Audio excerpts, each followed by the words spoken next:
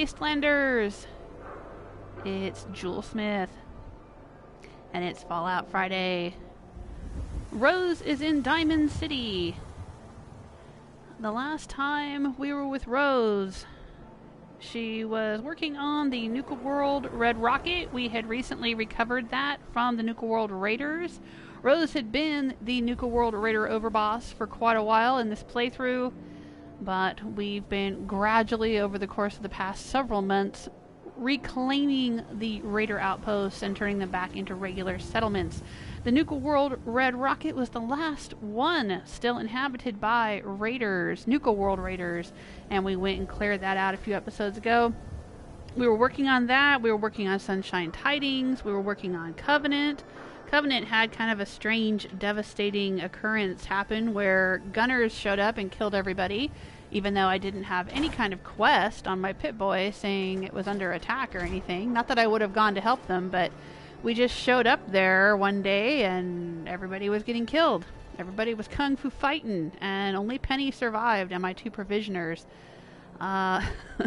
So we were sending some people back over there, and we were fixing up their turrets and protection and things. What else did we do last time? We visited an apartment building full of raiders. Found some cooking oil, which is important if you have the Slocum's Joe Creation Club thingy where you can add Slocum's Joe donut shops to your settlements. I do have that. In fact, when I logged in today to play Fallout 4, there was an update for that particular Creation Club item. So I have no idea what the update did, what it fixes, what it adds, if anything, if it's gonna... When I say fixed, I'll use air quotes and say, well, maybe it's gonna make the game crash now or something. Who knows? Who knows with Creation Club stuff? But anyway, there was an update for that. And we came out here to Diamond City. We wanted to try to talk to Valentine on Valentine's Day, see if there was anything special about Diamond City on Valentine's Day, because there are special decorations on Halloween and on Christmas when you're visiting Diamond City, when it's that date in game time. See on the map there? Right now it's the day after Valentine's Day, but there wasn't anything special. We just we found the Robco Fun Zeta Invaders game was still on Valentine's desk. I guess I had never picked that up, so we grabbed that. That was all that really happened there. What else? We worked on the Boston Airport Armory. I've been working on that for several episodes. I think it's about done. I turned the Boston Airport into an armory where I display all of my legendary items that I have found in this game, and I've found quite a few because I've been playing it on very hard difficulty, I think, is the highest one next to... I'm not playing on survival. Survival's the hardest one, but the highest one you can play without being on survival. And you find a lot more legendaries. So I was putting them all on display here at the airport. And then I was running an errand for that scientist. I think that's something I did really early in my first playthrough. Rose is my second sole survivor, and she had never done it. So we were in the building below, and we were running an errand. We had to go find a bloatfly gland. So that is what we did last time. Let me hop over to Twitter and send out a tweet. Let folks know I'm streaming. Some of you do get the notifications on YouTube, but some of you do not. And some of you prefer to follow me on Twitter. I do tweet when I'm streaming. And let me see if I can get YouTube to let me into the chat room. Sometimes that takes a few minutes. I see people watching, and I see chat. Comments are being left. Thanks for being here. I'll be there in just a second. See if I can join you. There we are. Who's there? Hello, Jim. And Cryptic Streams. Hello. Oh, Jim's asking, it's been a long time and I forgot who you sided with. Rose sided with the Brotherhood of Steel to finish the main game. I mean, originally she was a Nuka World Raider. She was the Nuka World Raider overboss, and we built a Raider empire across the Commonwealth. But then she eventually ditched them and joined the Brotherhood.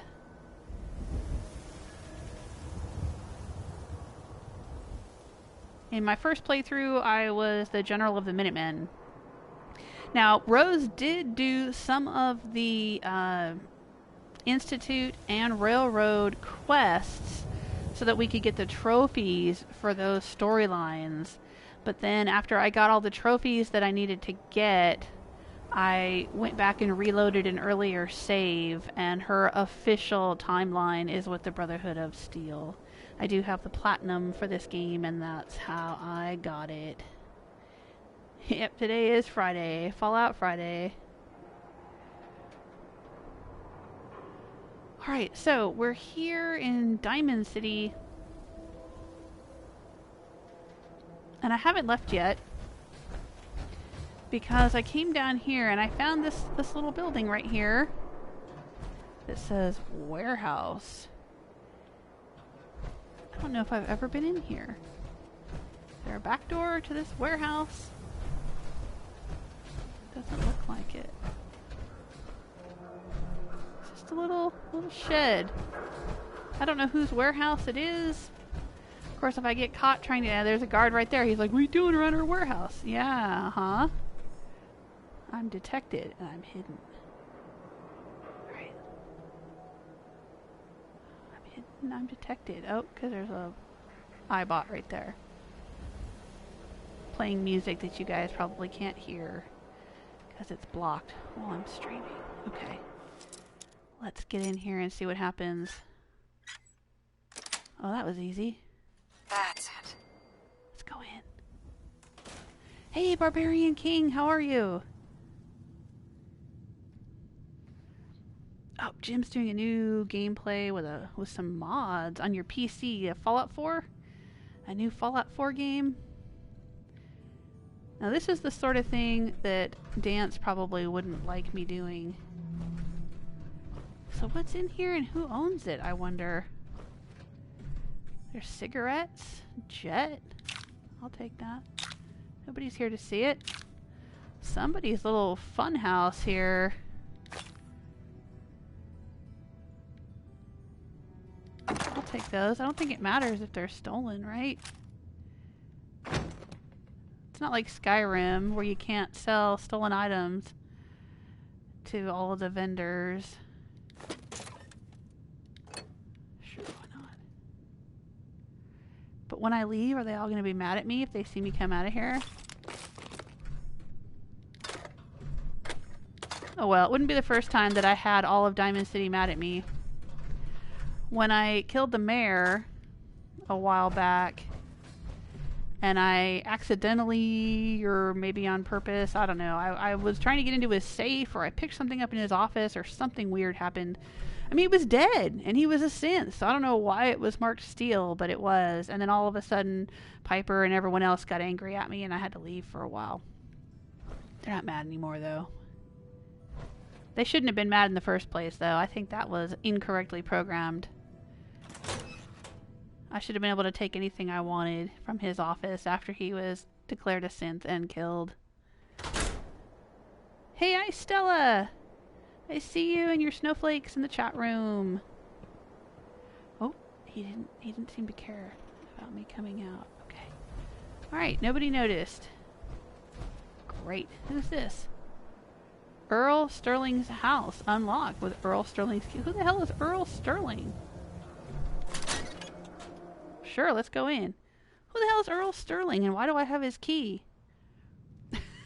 Let's see if I can find out real quick here. Earl Sterling is a deceased bartender who worked for Vadim Bobrov at the Dugout Inn in Diamond City. Okay. Oh, that's the guy. That's the guy that went to the surgeon to get plastic surgery to improve his looks. And then he ended up being killed by the surgeon. You guys remember that guy? Somehow I ended up with his key. Huh, I guess I never came in here.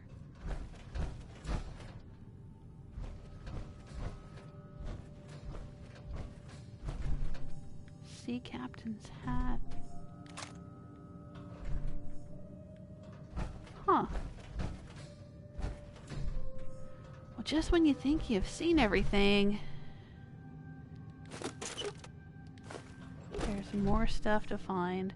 Of course, maybe I have been in here at some point. I just don't remember.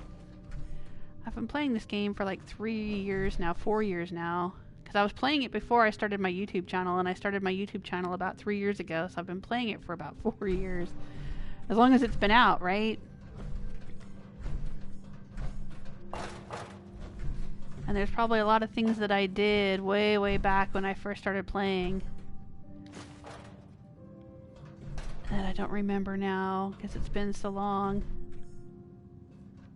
This guy really liked beer.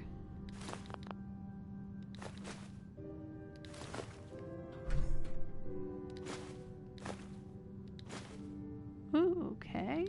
Lots of beer, sure. Huh. Well, I guess if you couldn't afford to buy home plate, this would be a good place to be able to sleep. Yeah. You could get the key and live here. I wonder if the storage is safe. Like if you stored things here, it wouldn't despawn. Huh. For those of you playing on survival, or who don't want to bother paying the caps to buy home plate.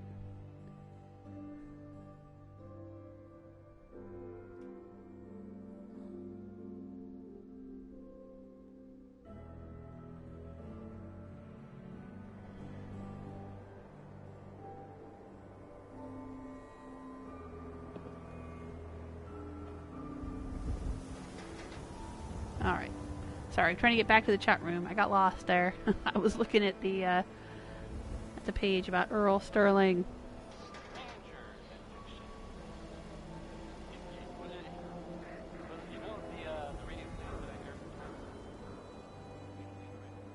Oh no! Hey, Stella is asking, how you doing? My new neighbors play the trombone. Are you kidding me? Oh my gosh. Noisy neighbors was the whole reason I moved recently. Oh. Playing the trombone, my goodness. Hey, Farag, how are you? I see you in the chat room.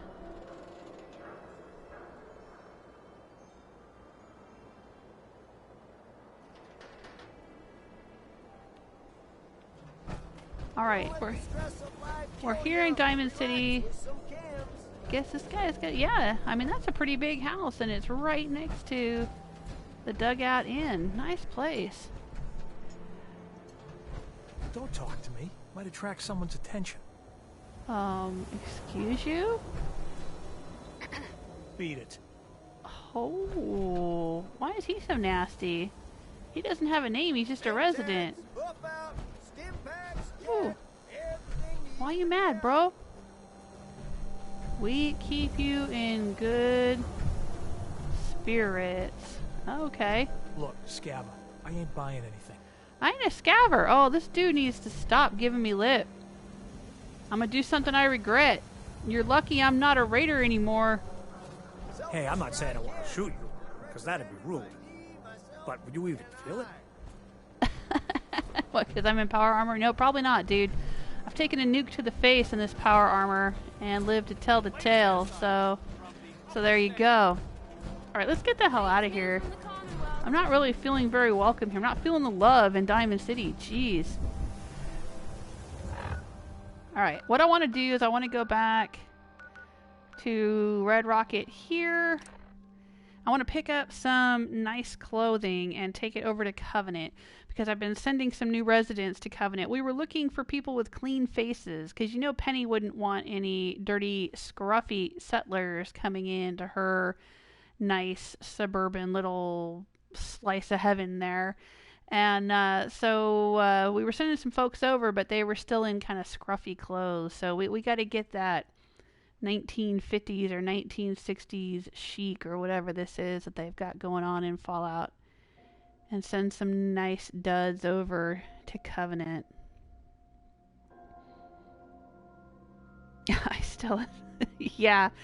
I do appreciate it. I know exactly what you're going through. Oh my gosh. We're finally out of there. We turned in the keys to our old place. The lease is up. We had everything turned off. We're done with it now. But it was so weird because for a while we had to keep going back to use the laundry machines because the new place we're in, we thought it had laundry machines, but they were disgusting and we weren't going to use them. So we were trying to get new ones. I think I told this story a while back. It took me like 2 or 3 weeks to finally get new washer and dryer in here because there was just so many ridiculous things. They kept trying to deliver damaged machines is what it was, and I finally just said forget it and went to buy a washer and dryer from a different company. But anyway, I'm good now. I'm good. I can do my laundry again. But I was going back to the old place to do laundry, and every single time we'd go back there, it was just like they had a herd of antelope upstairs. I don't know what the heck they were doing. Or they'd play really loud music, or they'd be thumping around, or they'd be dropping things on. I mean, I know they've got kids up there, and kids make noise, but geez, peace Louise. When we lived there, it would go on just night and day, like until 2 o'clock in the morning. It's nuts. Alright, let's see. This is not where I have my clothing stored.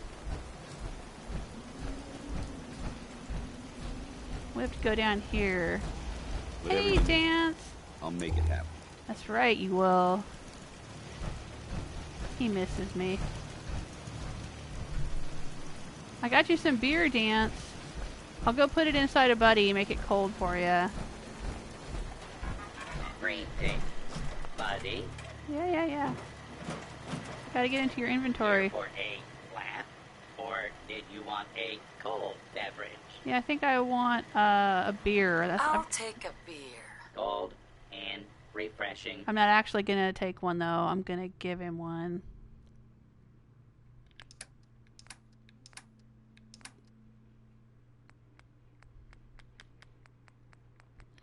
Under G for Gwinnett, right?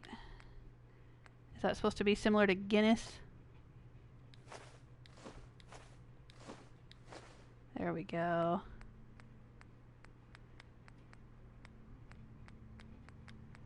Anything else to give him? I could give him some Nuka-Colas.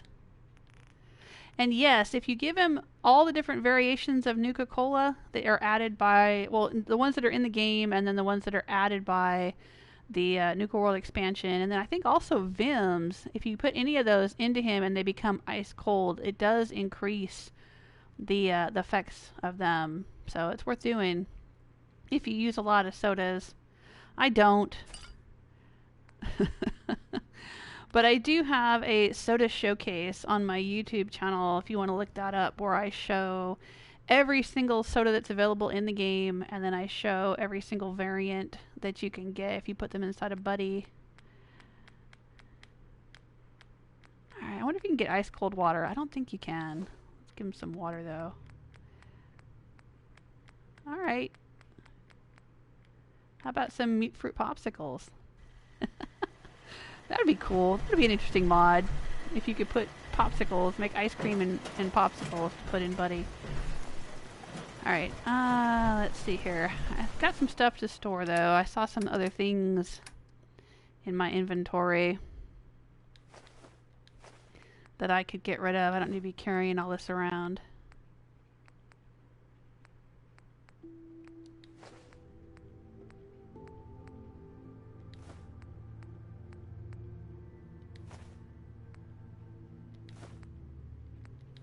Ooh, I got all kinds of odds and ends rattling around in my pocket lint.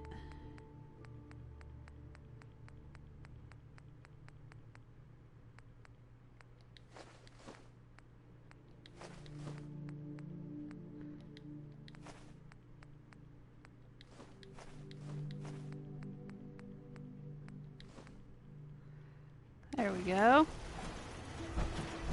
Let's put this stuff in here.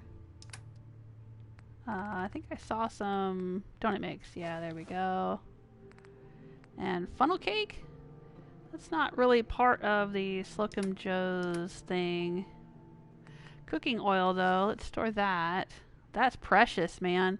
That's one of the most precious commodities in this game if you've got the Slocum Joe's expansion. Oh, I've got a bunch of junk I'm carrying too. Because I am a looter like that.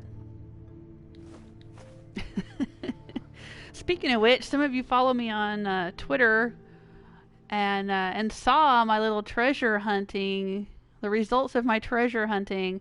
I occasionally will go to yard sales. I don't get much time to do this. I wish I had more time to do it. But I will occasionally go to yard sales or thrift stores or estate sales or swap meets, you know, and pick through junk, basically. Anywhere they sell junk. I'm there. And I will pick through things, and I will find, you know, those little treasures in the trash. And I was at the thrift store the other day. I spent $2. I found this little silver oak leaf pin. It's beautiful. I would have liked it even if it wasn't something valuable, but I bought it, and I knew from some of the markings on it and the way it looked and stuff that it was not just your usual costume jewelry junk. Because before I started doing this YouTube channel, one of the things that I've done for decades is I'm a jewelry designer and kind of an amateur jewelry person. I'm interested in costume jewelry and period jewelry and stuff like that. So anyway, I knew from some of the markings on it and the way it looked and whatnot. And I brought it home and I did a little research and found out it was actually a rhodium-plated sterling silver brooch made by a specific company in the 1960s. So it was worth a lot more than $2. But that's the kind of stuff I love to do, is go looking through trash and find treasures. And so it's something I end up doing a lot in Fallout as well, is looting, picking up stuff, and then using it to make into other things. Turning trash into useful things is something I actually do in real life.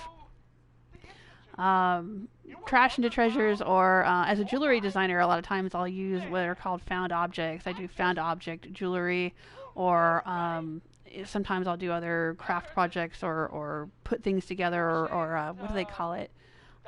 Restoration kind of stuff or whatever. Recycling, reuse, recycle, and all that. I love turning trash into treasure, or finding treasure in the trash. That's my thing. I love it.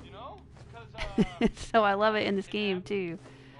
Constantly looting, and I get all excited about having all this junk that I can then use to rebuild the wasteland and make stuff. Hey, how about a song by the Ink Spots, maybe? This one is it's called "It's All Over But the Crying." Oh, that goes in the yeah, okay. I'm hanging on to the antifreeze and the Slocum Joe's espresso tin, even though it's in the junk pile. We'll put this in with the donut shop stuff, and we're gonna put this.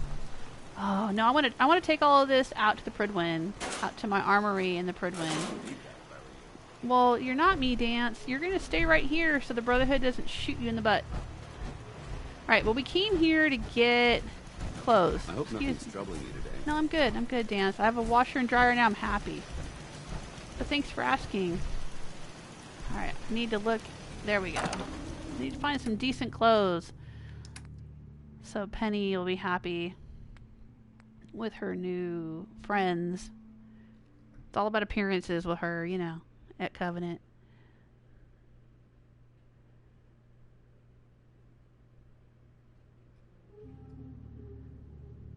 Oh, Jim's saying Diamond City hates everyone. They're kind of cranky, aren't they? Oh, my Stella is asking, have you got your laundry stuff sorted? Yes. Yes, we finally do. We have a washer and dryer that work wonderfully, too, let me tell you. Oh, my gosh. So nice. Yeah, I can do my laundry again. I have very clean clothes. They work better than the ones we had at the old place. So I'm happy about that. The ones that we had at our old place were the front-loading kind. I don't know if you have different types of washer. I don't know what you've got over. I think in the UK you guys even have washers that are like a washer and dryer in one unit. Like it'll wash and then dry for you. You don't have to take it out and put it in a separate dryer. and you have smaller ones that'll fit under your counters and stuff. Like, we don't have those here. I mean, if we do, I've never seen them ever. But we'll have a side-by-side washer and dryer. You wash your clothes, take them out, put them in a dryer, and they're usually pretty big machines. And but the ones we had at our old place, they were front-loading, which means there were doors on the front you had to open and put the stuff in. But, oh my gosh, don't ever get front-loading washers and dryers. They're awful. They're just, oof. They don't clean very well, and then because the washer has to have this rubber seal so the water doesn't leak out, obviously, because it's, you know, on its, the water is like right there where you can see it, you know, because it's a front-loading one. Then it gets like really moldy and mildewy and stinky. You have to leave it hanging open all the time so it can air out, otherwise it'll smell really bad, and you have to, even if you leave it open all the time, it gets nasty. You're constantly cleaning the gaskets and running bleach through it, and ugh. It's just a pain in the butt. So the ones we have now, the washer is a top loader, and it's just and it works with an agitator. Boys and girls, get an agitator. It works so much better for cleaning clothes. Oh my gosh. But enough about that. Okay, let's find some clothes. Speaking of clean clothes, let's get some clean clothes for the folks at Covenant. There should be something listed as clean. There we go. Clean black suit, clean blue suit, clean gray suit. Yeah, I'll get those. We don't have any clean dresses. Oh, a sweater vest. Yeah.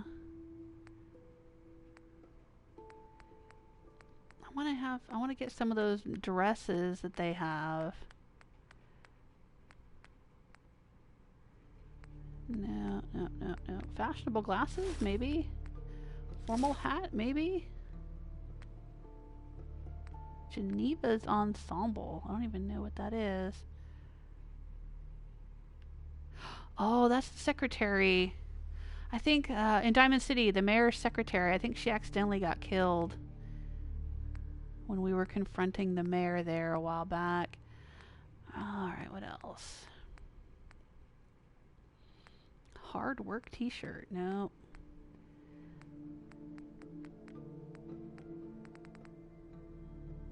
Ooh, there's the High Confessor's helm.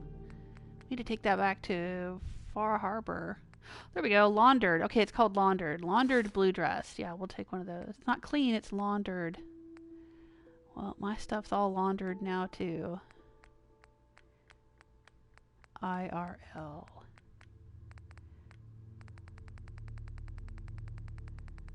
There should be some other dresses. Have I not picked up any dresses? It could be that I just haven't picked any up because I didn't think it mattered. Rose doesn't care all that much about the settlers, so she wasn't picking things up.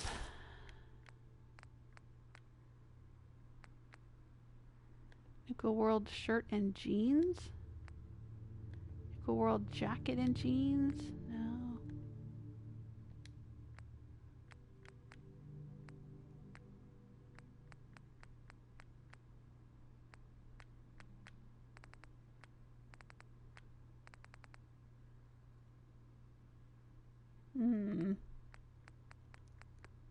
Pompadour wig. Maybe somebody could wear one of those. No.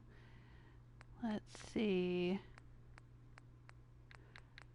This prospector's hat, to me, looks like a sun hat that a lady would wear in the garden.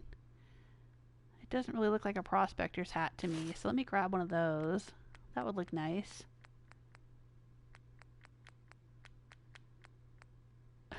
Sack hood with straps. It's not that kind of settlement. But maybe I should make a settlement like that. Sequin dress, probably too fancy.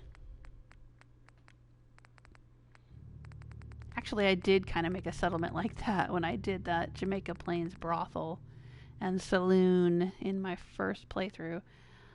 Sweater vest. Alright, let's take one of those.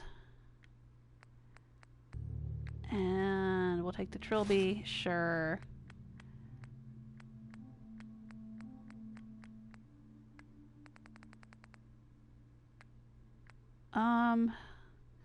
thought we had a lab coat for the doctor.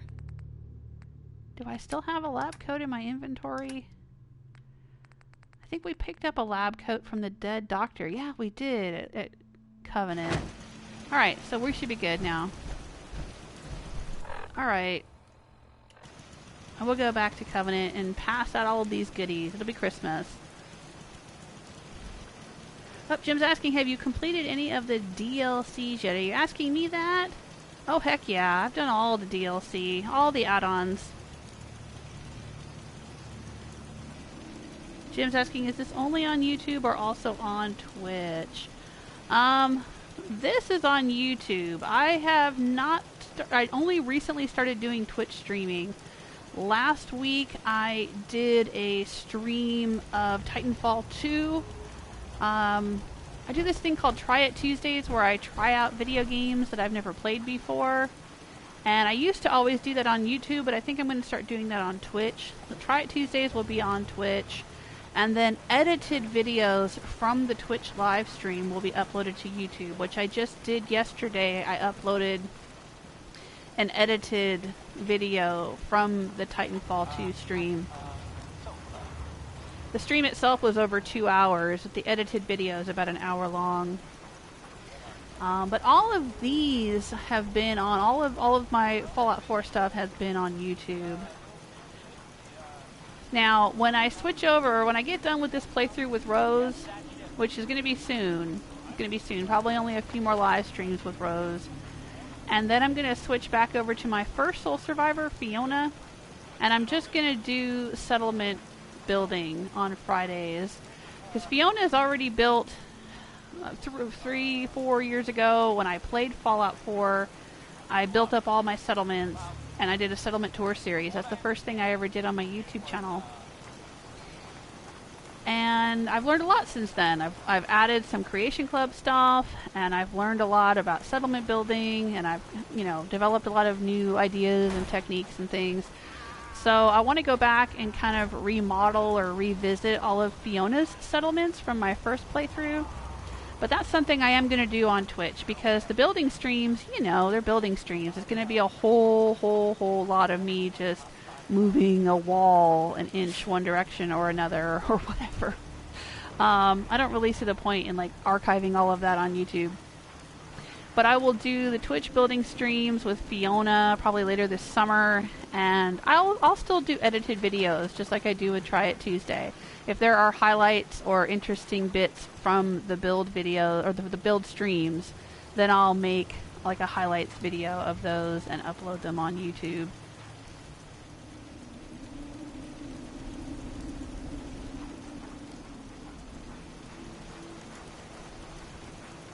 Jim's asking, how do you get the scene to confront the mayor?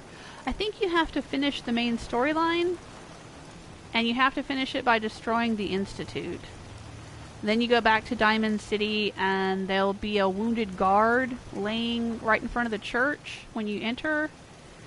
And you'll talk to the wounded guard. You have the option to help him or not, and then you can go up and confront the mayor.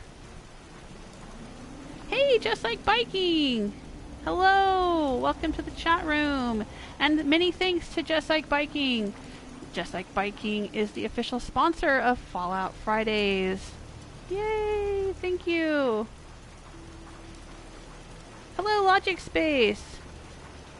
Oh, you're Jim. But you logged in with a different account. Okay.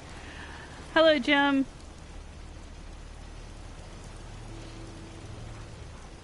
AKA Logic Space. Alright, we have clothes. We're going to head over to Covenant and see if we can dress up some of these settlers. I'm also going to see... where's Covenant? Covenant's up here. Alright, let's go there. Looks like there's 3 additional settlers over there. And we'll put them in some nice clean clothes. And get them assigned to various jobs. One of them will be Penny. 2 of them will be provisioners. And then there should be 3 that are probably 1 working on food, 1 as a guard. Yeah. I failed to help 10 pines. And I failed to help. Make a move, and I'll end you, Wasteland. Group manner. Why is everybody so mean today? What did I do? Did I spit in your Wheaties or something? What the heck? What did I just kick? Somebody's pipe pistol. Alright. Alright. These are some of the dead folks from Covenant, and I had thrown them into the bushes, and then some raiders came, and there were grenades thrown, and the grenades blew the bodies out of the bushes. So we have to move Brian Fitzgerald back into the bushes again. I think I tried to give him a burial at sea, but it didn't work. He came back. Oh no, here's his other... Okay, it was somebody else. We'll put him out here too. There you go. Alright.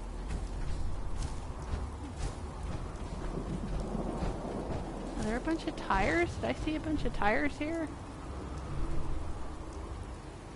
Yep. Here's something I learned recently. You can pick up tires from anywhere near a settlement. Yeah, there's one of the provisioners there. Bring them into the settlement. Yeah, and then drop them and get rubber. So there you go. Can't put them in your inventory, but you can do that. Alright, hey there. Yes? I'd like to trade some items. Okay. Let's see, what should we give her to wear?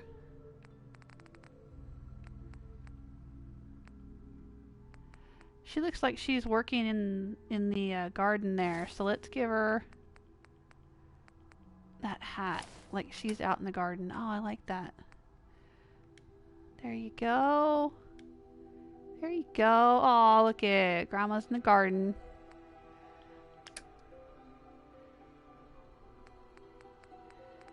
And do I have some better weapons I can give her? The 10mm is probably better than the pipe pistol she has. Oh, and a shotgun. Okay.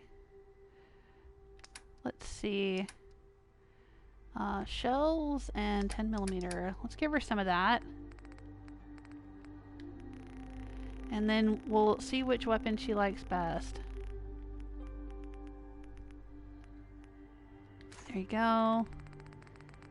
Shotgun shells.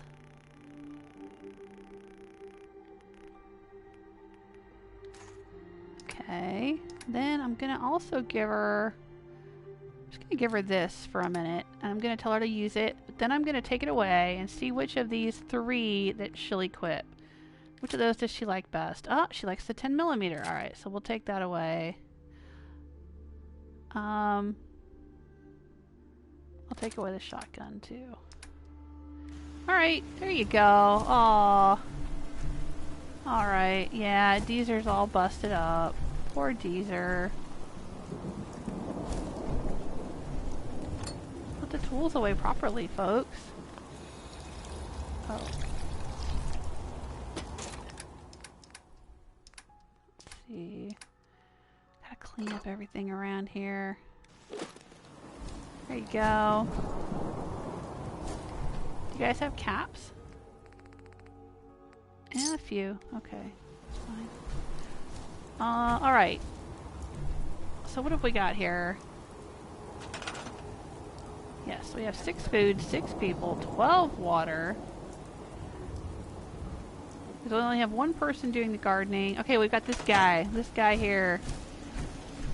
I want to trade a few things. Sure. Okay, let's give him the shotgun. If I had a good laser, I'd give him that, but... For now, we'll give him the shotgun.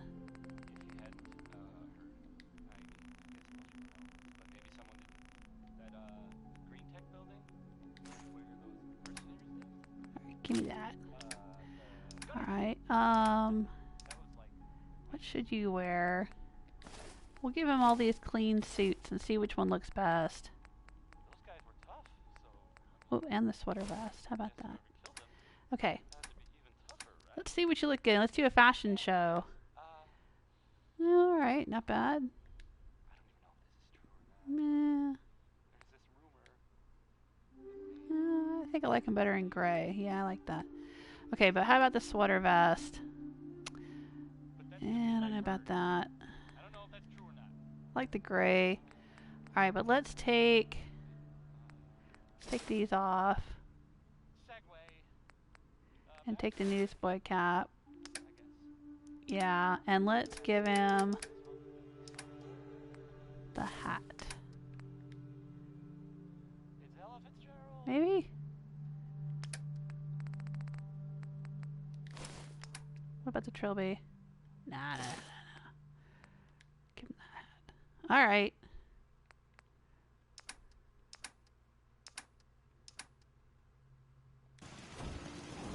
Oh, I should take back some of the other clothes. Hey, dude. I just want to trade a few things. Now he kind of looks like a gangster, like a mobster. That's fine. That's cool. That's what I want. All right, I'll take that. You don't get to wear that scuzzy stuff anymore. You're a resident of Covenant now. You got to look the part, man. Hey, Penny. Hey, Penny. What do you think of this guy? Huh? Looking good? Huh? All right. Can he get up there? Is he gonna go up there? No, he's just gonna think about it. Alright, let me fix it for you. Here, how about that? Does that work better for you? Alright. But yeah, all these ash piles, those are all former residents too. Dr. Patricia, she's gone.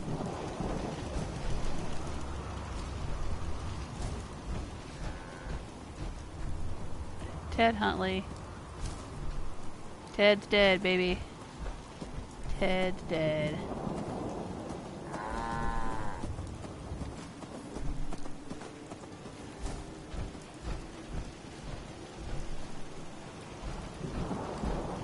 Alright, well there should be one more person around here somewhere. Oh, it's the doctor. There she is. We're not going to be able to get into her inventory though, unless she's not working. What time is it? 8 o'clock in the morning. It doesn't seem like 8 in the morning. It seems awfully dark.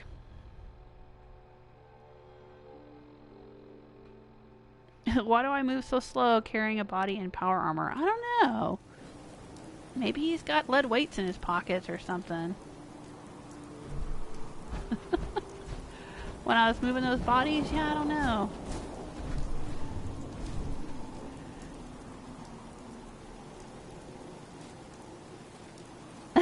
Just like, is tomorrow a good day for you? What's happening tomorrow? It'll be 1 year since surgery, right? For both of us. Yay! Yeah, a year ago, Jessica and I had surgery on the same day. Not in the same place or for the same reason, but we ended up having to have surgeries on the same day. It's been a year since.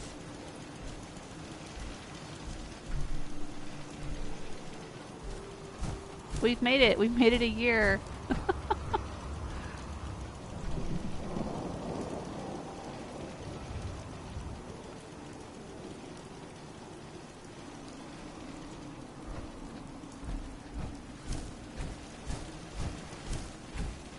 Well, I'm gonna have to sit here and wait then.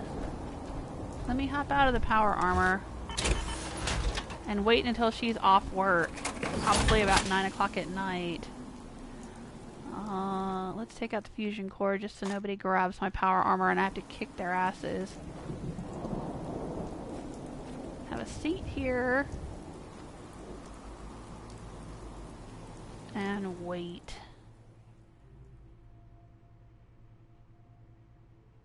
Wait 12 hours. Because if the doctor's not on duty, then I should be able to get into her inventory. Hello, Ratty Star. Hello, welcome to the chat room. Hello, Patrick. Patrick's going to build more at the castle. You saying you're going to build more, or you're asking if I'm going to build more?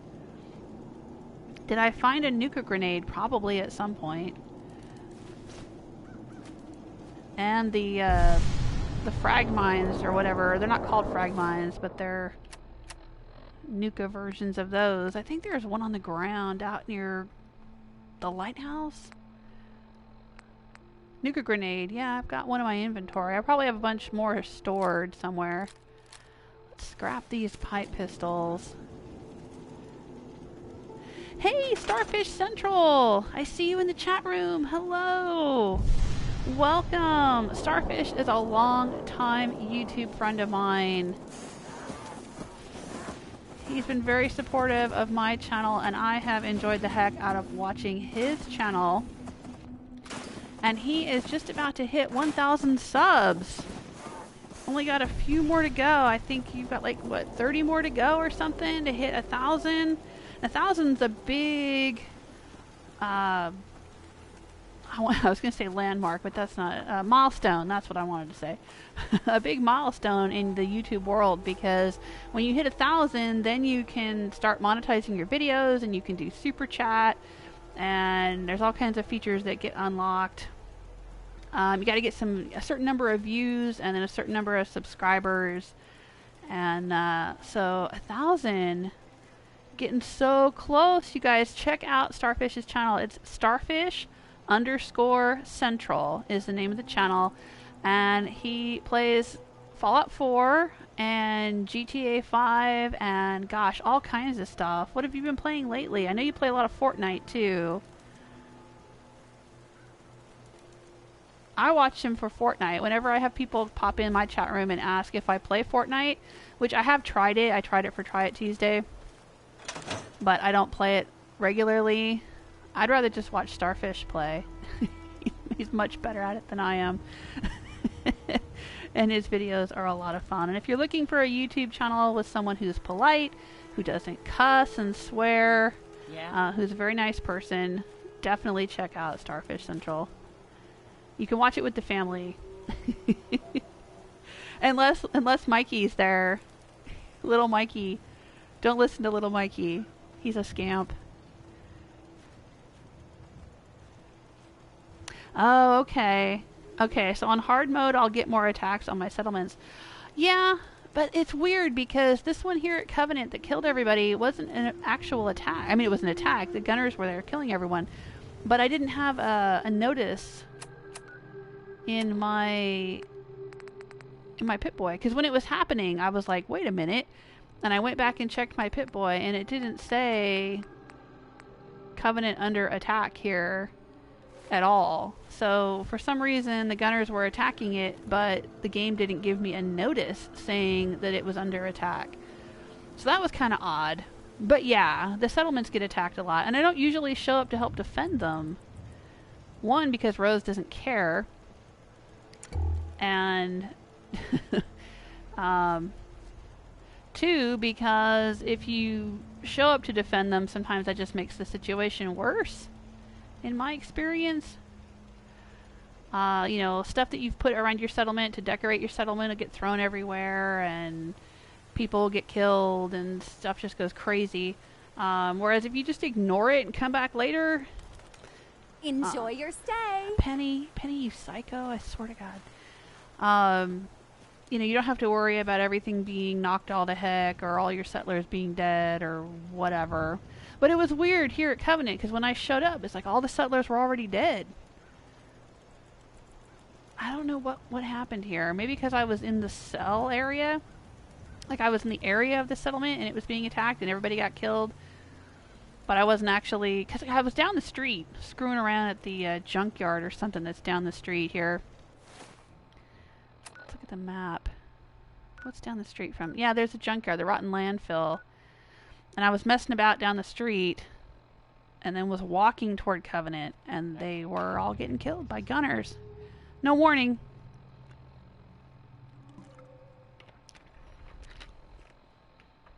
But that's fine. It's not like I'm crying any tears for these idiots at Covenant. In my first playthrough, I killed them all. Ain't looking for trouble, I hope.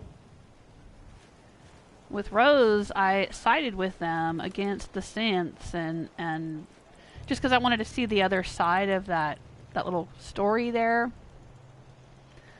But I don't really care.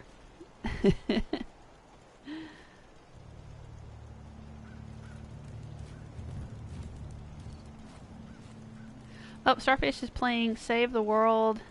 That's Fortnite, right? Fortnite Save the World. Farm run by ghouls? And Rayman Legends. Ooh, what's Rayman Legends? I don't know if I'm familiar with that one. You were playing some Red Dead Redemption, weren't you?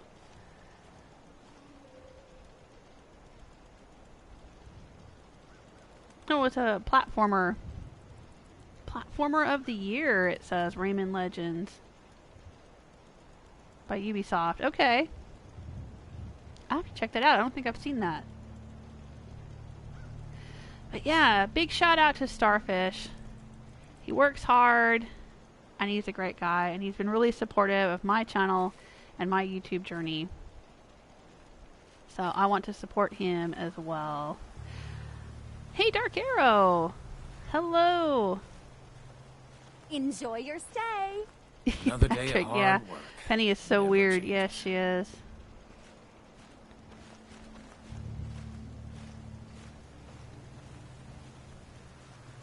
Did I know that the power armor doesn't make sense? Nuka-Cola Quantum was open to the public when the bombs dropped, but your power armor has the paint of it. Yeah, it was a promotional set of power armor. That's why there's only one in the game, and you can't get a paint job of it or anything. If you go to Nuka World with the Nuka World DLC, it's behind a glass case, and you have to do a very, very long list of things, finding a whole bunch of star cores, and unless you know the star core trick, which is how I got mine, you have to do the whole main storyline of Nuka World in order to unlock it. But yeah, I thought the idea was that there was only one set of Nuka Quantum power armor in like the whole world, because it was made especially for the launch of Nuka Quantum right before the war. And that's why there's also some Enjoy Vim. your stay. There's Vim power armor out on Far Harbor too, because it was like a promotional thing that they would do for the different sodas. They would make special power If you armor. ain't been up to see Grey Garden, you should go. Whole place is Hey run by Nemo, robots. how are you? You're finishing your first playthrough of Dishonored. Oh my gosh. Are you playing the first Dishonored game? Crap's coming You've in never played that pretty before? What do you think of it? Dishonored is one of my favorite franchises. I love those games.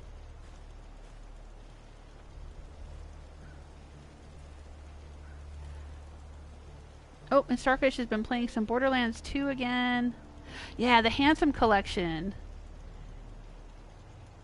Yeah, it's free on the PlayStation. If you have PlayStation Plus, the whole collection of Borderlands is free. Yeah, nice. Nice.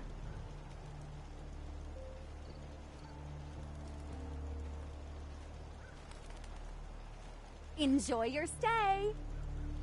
Oh, Nemo is saying the Starcore trick is a cheat room mod. No, it's not.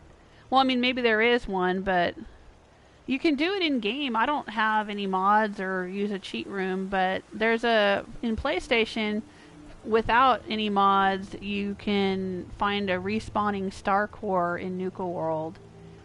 There's one respawning Starcore at the junkyard. And if you go and grab that one, Got a dangerous look about you. then you don't have to try to get You the ain't here for 35th me. Star Core at the very end of the quest line, and you can unlock the power armor early.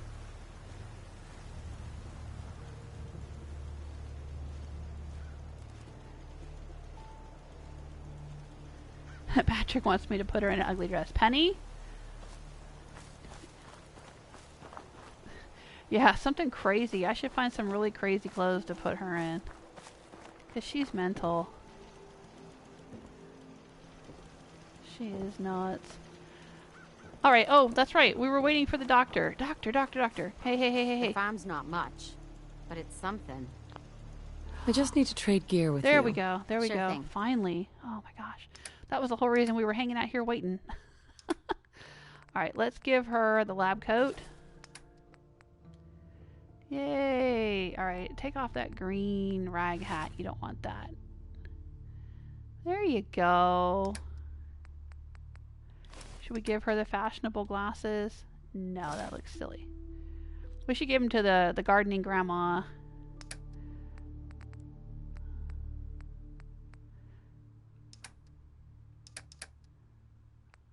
do I have a weapon to give her? I don't. Dang it. Alright. Now I've got to go find a weapon. I probably don't have to go far. Let me hop into... Oops. Nope. I always do that. Alright, here's the thing. You don't want to just do that because it'll use the 100 fully charged fusion core.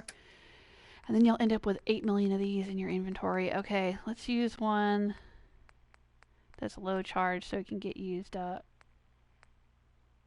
I don't have any that are too low. We'll use that one. There we go.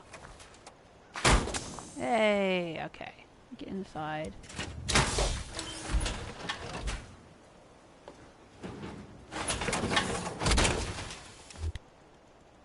Alright. Let's go find some better weapons for this lady. And the place to find them will be somewhere around here where we have to fight a bunch of fools. Where do we have to go fight some people that have weapons? Maybe up here. That's just full of ghouls. That's full of mole rats, I think. Mystic Pines, I don't think has anybody in it. Ooh, Lexington. We could go to Lexington. What's down here? The Tucker Memorial Bridge.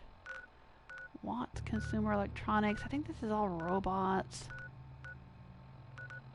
Oh, West Everett Estates. Oh, that's dangerous. But they'd probably have a lot of stuff over there. Okay. Let's go over there.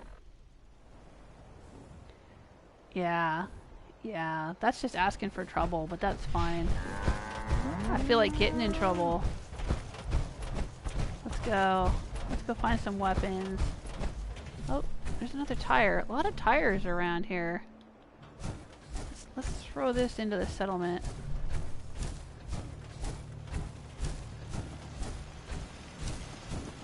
And scrap it.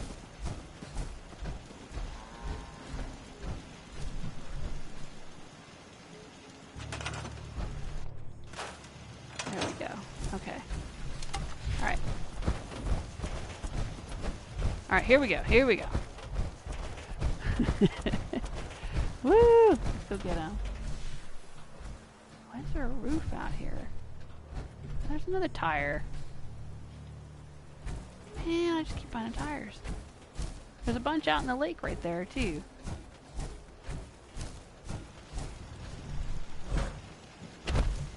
There. I chucked it into the settlement. We'll worry about it later. Let's go. Try this again. Woo! West Everett Estates. Go kill some mutants. I think that's it over there. Yep. There's Tappington. In this playthrough, Tappington, I think, is inhabited by Strong. He might be here alone.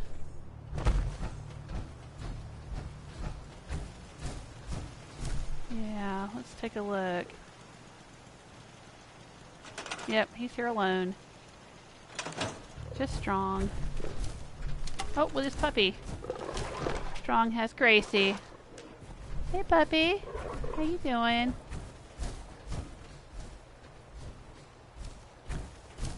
Gracie is from Far Harbor. Let's take this tire up over here. From Erickson.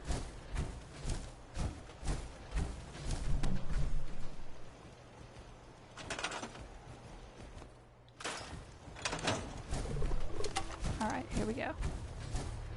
How do I get across the water? It's gonna be slow going in power armor, but we'll just do it anyway. And I'll check in with the chat room while I'm slowly walking that direction. Just like it's saying April 15th. What happened on April 15th? I know it was my birthday.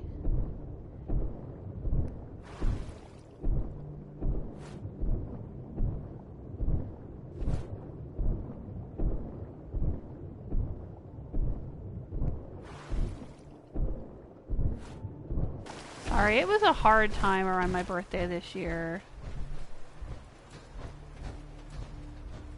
There was a lot going on. So it's all kind of a big blur for me. I really didn't do much to celebrate my birthday, and then my dad ended up passing away right after my birthday. He went into the hospital on my birthday and passed away 10 days later, so that's kind of a little bit of a crazy time for me. You'll have to refresh my memory what was going on.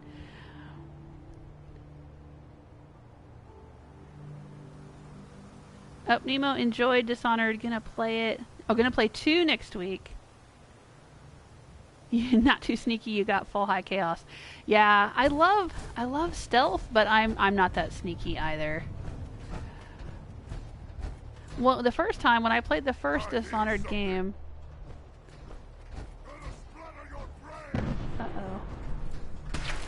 Oh. Yeah, that's a really nice weapon that I want to steal from you, Mr. Mutant. When I played the first Dishonored game... Oh, what's he shooting at? I was trying to get low chaos.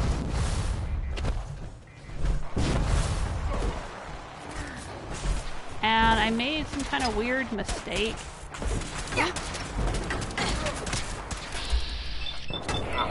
That I didn't realize was going to be a bad mistake. Early in the game. There's a quest where Granny Rags sends you out to do something for her. And I had no idea what the repercussions of that would be.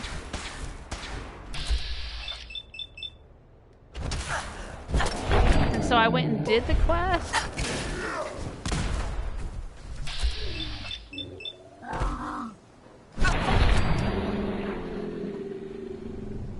And then I proceeded to try to get low chaos for the rest of the game. And apparently, if you do the quest for her, there's like this thing that happens later in the game that causes a whole bunch of people to die. And then because a whole bunch of people died, suddenly you'll be in high chaos. Because I was in low chaos, low chaos, low chaos all the way through the game. And then all the way up to the very last level. Got to the end. And suddenly was in high chaos.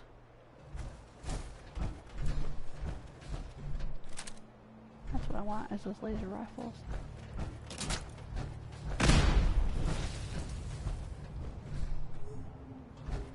So that was kind of frustrating to me, you know, but that's alright. I mean, I still enjoyed the game, don't get me wrong. But then when I played through Dishonored 2, I just said, screw it. I'm just gonna go high chaos.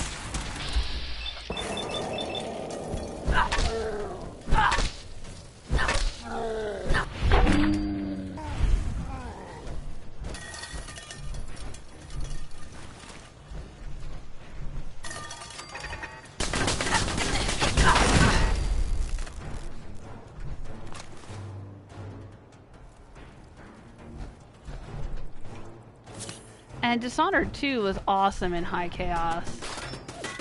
I loved it. It was great.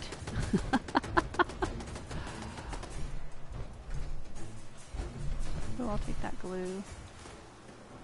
Take that tape. Take that too. What's shooting at me? There's another turret out here somewhere. How do I get out of this place? The way I came in, I guess. What else is out here?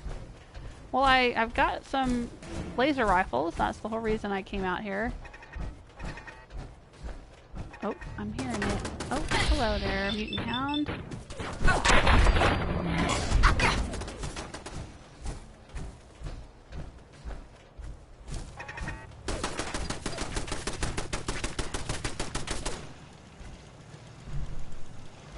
This guy.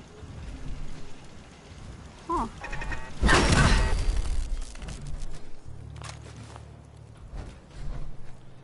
But in Dishonored 2, you get to choose whether you want to play as Emily or Corvo. I played through as Emily.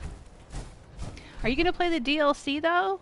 Dishonored has some add-ons called The Knife of Dunwall and Brigmore Witches. I highly recommend them. Together, they're like a whole nother game. Really, The Knife of Dunwall and Brigmore Witches should have been released as a separate game the way they released Death of the Outsider. And the events that happen in that DLC are pertinent to Dishonored 2. Like, there's things that'll happen and characters you'll meet in Dishonored 2 that are from The Knife of Dunwall and Brigmore Witches. So I recommend playing those and then playing Dishonored 2. And I actually enjoyed Knife of Dunwall and Brigmore Witches even more than Dishonored. I like Dowd more than Corvo. Unpopular opinion maybe, but it's true. And I like Billy Lurk more than Emily. I really, really enjoyed Death of the Outsider. And not that I didn't enjoy Dishonored 2, but... And it had its really good moments. But I really like Billy Lurk. And Dowd.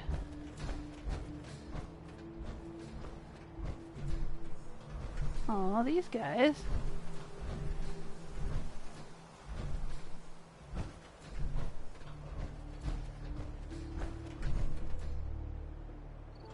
Now, there's probably a bunch more mutants in there, but I'm not going to worry about them. I'm just going to go back to Covenant and give these weapons to some of the folks over there. Oh, Starfish is saying Borderlands 2 is in my top 5 best shooters. Looking forward to Borderlands 3. Yeah, I started playing Borderlands. I used to have some of the Borderlands games. And I started playing them with my family because it's a co-op. You could do 2 people playing at once.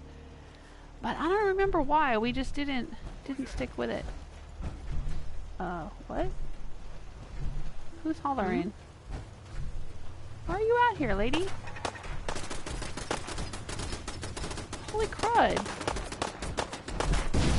It's getting attacked again.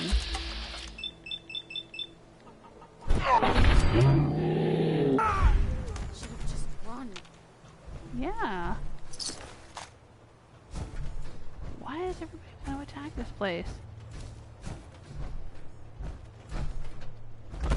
Alright, hey. Got work to do. Can't talk now. Oh man, I just want to trade a few things. she's a tough customer. Alright. Let's give you a better weapon. It's what I want to do. But I mean, if you don't want a better weapon, you know, that's fine. This sassy lab coat there. Sassy doctor. Oh, she just likes the laser rifle, huh? Not the charging laser sniper rifle? Okay, that's fine. You can keep that.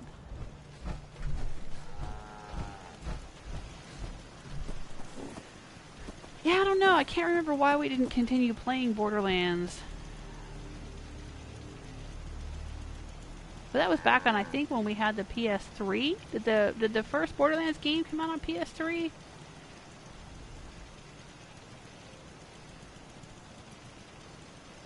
Yeah? Alright, Jim. Thanks for being here. Oh, thank you. I appreciate it. I'll go check it out. Jim's featuring me on his Logic Space channel. I assume that's on Twitch, because Twitch has this thing where you can feature other channels when you're not streaming. That's pretty cool. I gotta figure out what all the options are on Twitch. I'm very new to Twitch, and so I still don't know what all is available over there. But I will go check it out. Thank you. Patrick likes my Granny's Kiss weapon. You named yours Grandma Kickass? Well, Granny's Kiss was named in honor of Celtic Granny, one of my longtime viewers and supporters who's been with me since the beginning of this channel. But the idea was that, you know, she was giving everyone kisses. Come here and get a kiss from Granny. Granny's kisses are very powerful.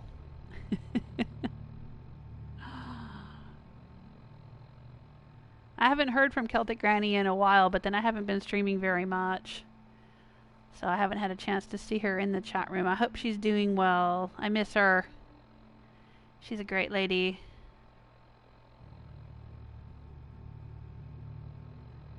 Yeah, Nemo, the Dishonored, Knife of Dunwall and Brigmore Witches is so interesting because it's kind of this parallel story. You actually will play in several of the same locations that you played in Dishonored, but you're playing as Dowd instead of Corvo. And you kind of get to see things from his side. Like you're seeing the story from a completely different side. And you get to go to some new locations and meet some new characters, which I thought were even more interesting than the main game. And plus, Dowd has a voice, which they ended up voicing Corvo and Emily in the second game in Dishonored 2.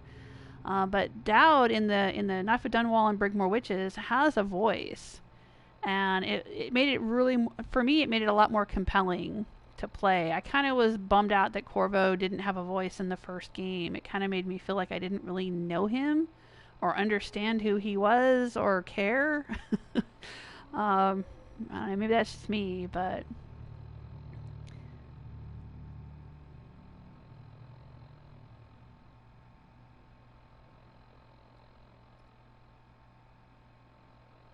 Oh, you didn't know that Bethesda... A Bethesda company. Yeah, Bethesda published. It's Arcane Studios that did the Dishonored games. They also did Prey. And Bethesda published them. But it's not the same people. Like, the people who worked on Fallout and Skyrim are not the same people who worked on Dishonored, I don't think. Arcane Studios is in France. And the Bethesda people working on Fallout and Skyrim... and presumably Starfield or whatever. I'll believe it when I see it. Those folks are in Bethesda, Maryland, in the States. Okay, yeah, Starfish is saying that Borderlands came out on PS3 first. Yeah, I think that's back when I started trying to play them. But that was way back before I had played any Fallout games, or I think that was even before I played Skyrim, maybe. I don't remember why. I wasn't really into them, I think is what happened. I wasn't used to playing that kind of game or something. I don't remember why I didn't get into Borderlands, but I know it's insanely popular and it looks like a lot of fun. I'll go check out your channel. I'll watch you play it. For those of you who are just joining us, I have Starfish Central here in the chat room, and he is a longtime friend of my channel. And he's very, very close to hitting 1,000 subs. So if you can go over there and help him out, give him a sub, I would really appreciate it. And I know he would too. Thank you so much. And thank you, Starfish, for all your hard work and all of your support and all of your great content that you've created on YouTube. It's been a lot of fun.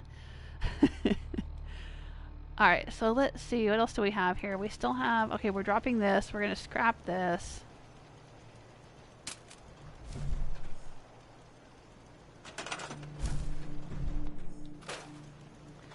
Penny, right. You wanted me to put Penny in a weird outfit. I don't think I have anything to put on her, though. Maybe a blue Vault 111 t-shirt. Let's give her some crazy glasses. How about that? Where did she go, though? I think she's locked up in here.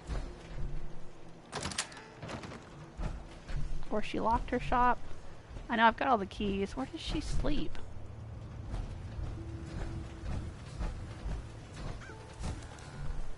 You know what we should put up here, though? Maybe a sign saying there's a doctor in here? And that there's a shop in here? She doesn't seem to have a sign saying she has a shop. Let's see about signs.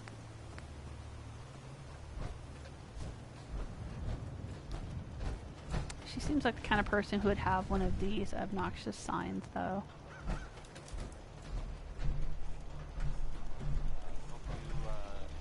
Song by Warren Smith, because I can't take it back. Where do we put it?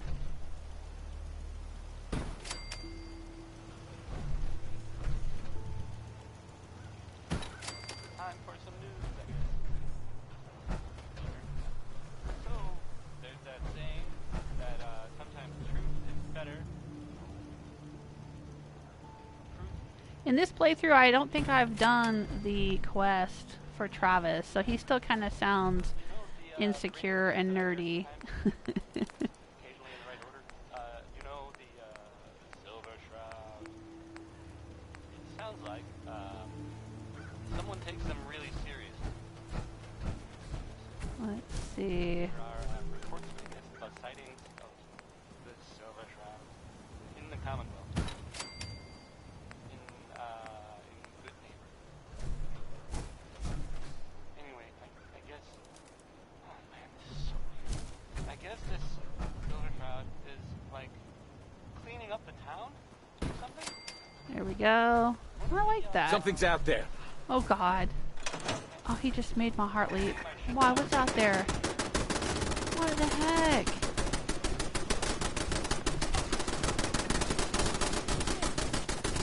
What's out there? Oh, it's a bug. Honestly. You guys are freaking out over a bug.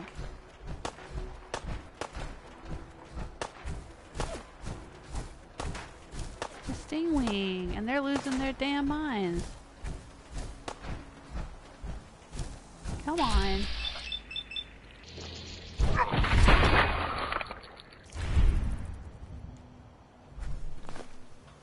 Alright, is everybody happy now?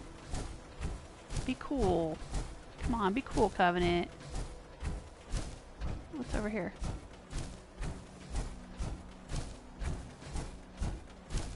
Anything interesting over here? I see pipes and I'm like, ooh, can I walk in there? Is there something hidden in here? No? Okay.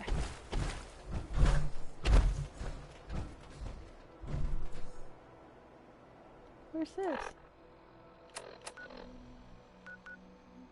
Huh, okay, somewhere between Covenant and Toffington.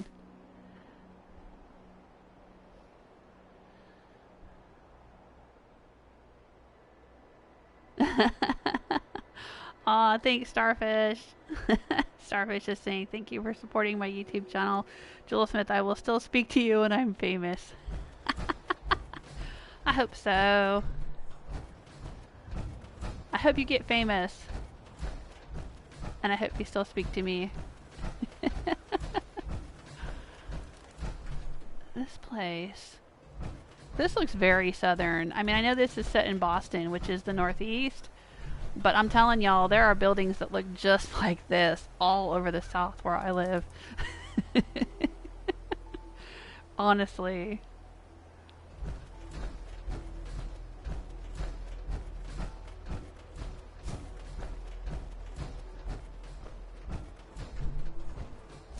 What's going on here? What's that? Oh, somebody was making some cram. Can we go in here? Is there anybody go inside? Oh. I think I've been here before. Just some junk piled up out here. But now I have a jetpack. Let's see if we can get up on the ceiling. Nope.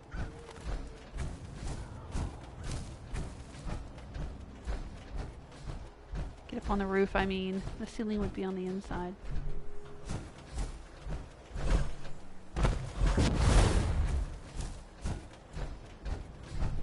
Oh, and there's that little bar right there. Just sitting there out in the middle of nowhere.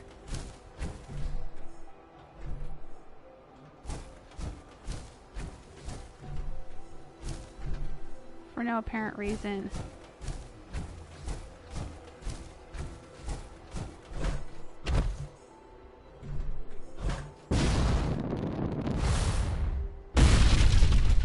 Alright, well we made it up onto the roof here. So let's see if we can get up here. There we go. Not that I expected to find anything, but you never know.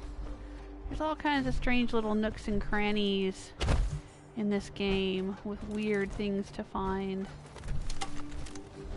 I hate these dumb birds. Ghoul birds. I guess there's no way into this building.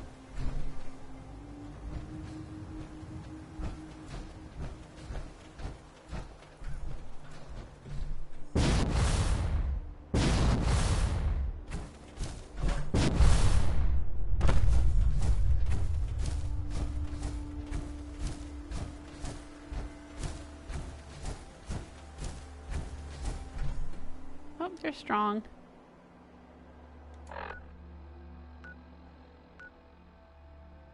Alright, we were going to give Penny the weird sunglasses. Let me do that. I keep getting so distracted wandering around doing crazy stuff. Patrick's saying you need to try out Macho Deathclaw mod. Is that like Macho Man Randy Savage kind of thing, like in Skyrim where all the dragons... Need to get back to Diamond City one of look these like days. Randy Savage? Hey there. My favorite shopper. Need anything? Yeah, see, I don't think I can get into her inventory. Maybe another time. Yeah, these people who are regular residents of Covenant, I don't think I can get into their inventories. It didn't give me the inventory option there.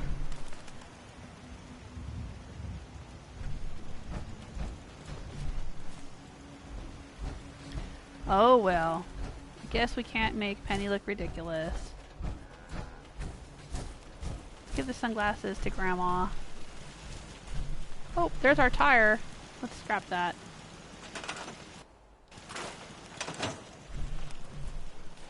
Let's trade.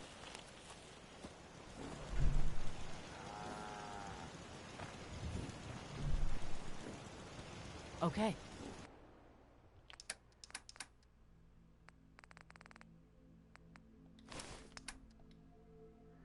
There you go.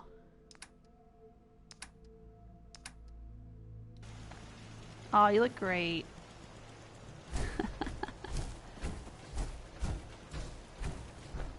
Alright, let's look around here. I was repairing turrets at this settlement the other day.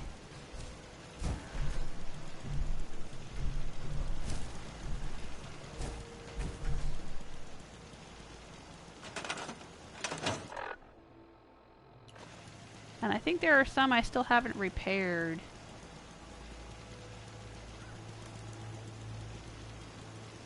Yeah, Starfish doesn't actually want to be famous on YouTube. Couldn't go anywhere without being recognized. Right. Would be happy with a modest ad revenue income. Yeah, exactly. I know what you mean. I don't want to have 1 million subscribers either. I don't want to be super popular on YouTube or anywhere. But it would be nice to make a living, or at least, you know, make enough to pay for some upgrades and service and things like that.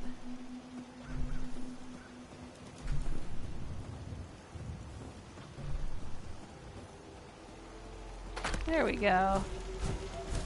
Now you can hardly even tell. It just looks like it's on fire.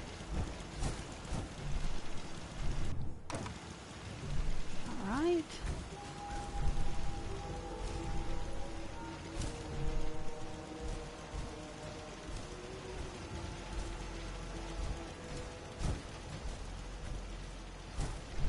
And this one's been fixed.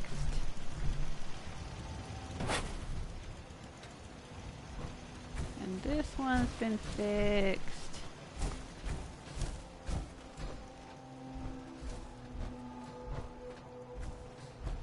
This is the one I was having problems with the other day. I couldn't seem to get it repaired.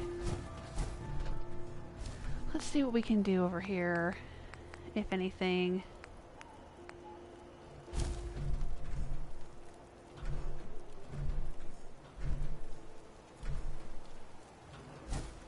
Ooh, it turned yellow for a second, just as I moved away with it.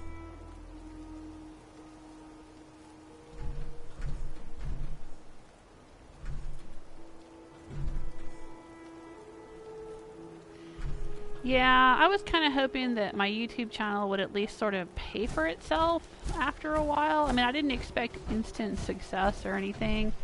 But I was kind of hoping that, you know, I would at least be able to, like, and I have been, you know, for the most part, been able to pay for new games. And occasionally new equipment. I mean, that's pretty much what I've, you know, if some of you have supported me on Patreon, or you've dropped some tips in the super chat tip jar, you know, and you've supported me in various ways, and I appreciate that. Thank you so much. Or like, just like biking, you know, sponsors the Fallout Fridays, and any money that I've made from that sort of stuff, it ends up going straight to, like I had to buy a new headset a few months back. You know, I pay for extra internet bandwidth so I can stream in 1080. You know, that kind of stuff. I occasionally will buy games, you know, like the other day I just bought God of War so I can start playing that.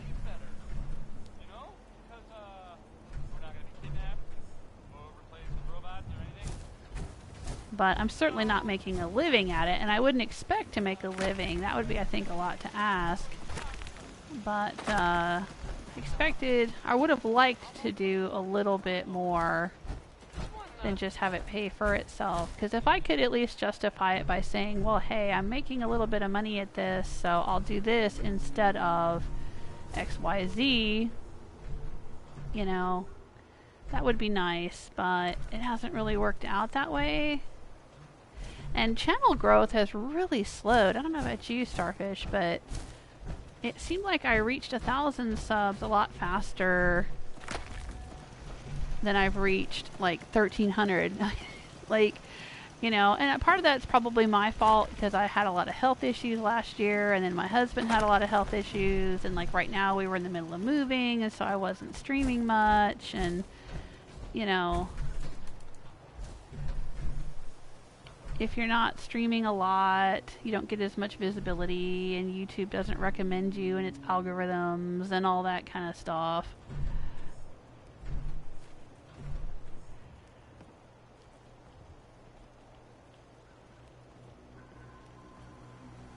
It was kind of yellow there for a second. Let's see. Nope.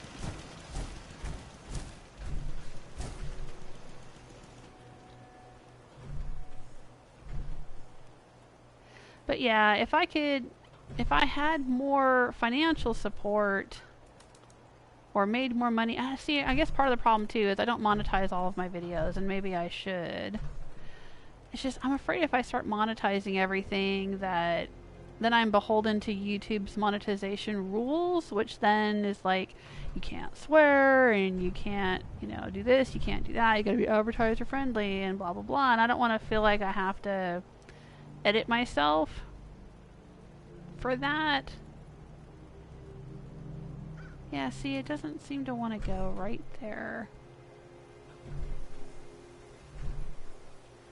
But, you know, I mean, if that's what I have to do, I don't know. That's part of the reason I'm moving over to Twitch, is I want to see if I can reach a new audience over there. But yeah, if I had more of a financial support through YouTube, I could justify spending more time making more content for YouTube. You know, maybe doing some better editing on my videos, or doing more edited videos, or spending more time streaming, or something like that. But, oh well.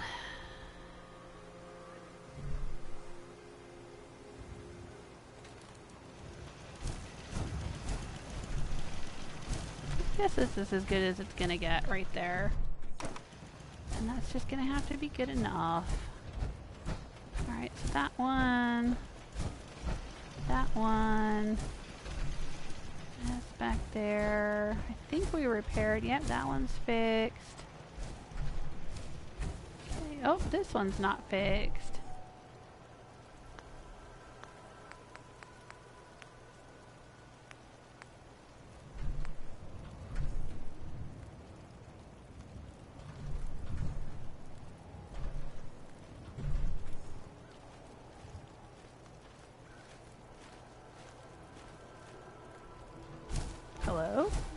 dude's like right here. Can I help you, dude?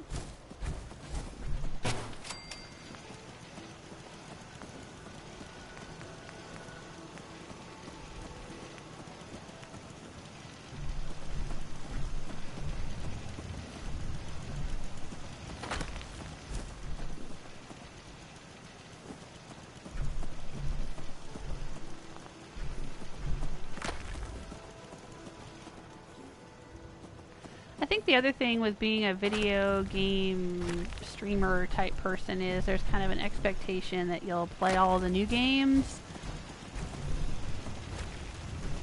It's kind of a weird catch-22 because there's people who will come to your channel because you're playing a certain game. Like in this case, say Fallout. I do Fallout Fridays every Friday, and there's a lot of you I know who only watch me on Fallout Fridays because you really like Fallout.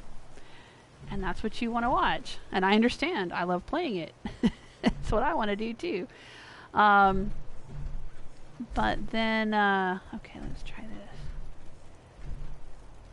If I try to play other games now and then, you know, I may not get, like when I do Try It Tuesdays, I don't get half as many people watching during Try It Tuesday as I would get during a Fallout Friday, because I'm not playing a game that people are as interested in. You know, the people who come to my channel for Fallout aren't necessarily coming to my channel for Titanfall 2 or, you know, some of the point and click, you know, Artifacts Monday games that I've played, or puzzle games or whatever that I've played. You know, and I understand that. So it's like if I change what I'm doing, I may not get as many viewers, but then if I don't change what I'm doing, I won't get more viewers. It's this weird catch-22, because every time I play a new game, if I'm playing BioShock, or I'm playing Dishonored, or I'm playing Horizon Zero Dawn, I get new viewers who are interested in that content, and new subscribers who are interested in that content. So keeping it diverse seems to be important for bringing new people to the channel, but then retaining people, I can't be too diverse because the people who came to the channel for Fallout or Horizon Zero Dawn or Skyrim or whatever, they want to see more of that. And if I'm playing too many other games, then, you know, they're not going to stay around. So it's really weird. It's a weird balancing act being on YouTube. Of course, a lot of things about YouTube seem to be a strange balancing act. We've talked about that in the past, haven't we? Like, keeping the balance between chat interaction and gameplay is a very difficult balance as well.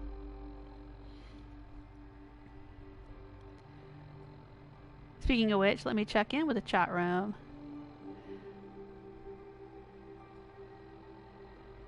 Okay, Patrick's saying at night you might be able to trade with her. Oh, okay, because she's one of those shopkeepers, kind of like the doctor lady. I had to wait until the evening. Hello, Webnub. Welcome to the chat room. And Sulfur Furious. Standing ovation. Sulfur Furious enters the house.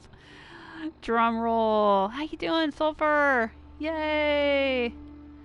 Hey, Dwayne. Everybody was kung fu fighting. Yeah, they were here at Covenant earlier. You just moved.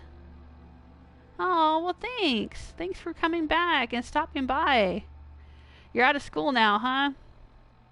Yeah, my daughters just finished up their semester. Well, my oldest is in college, so she was finished at the end of May.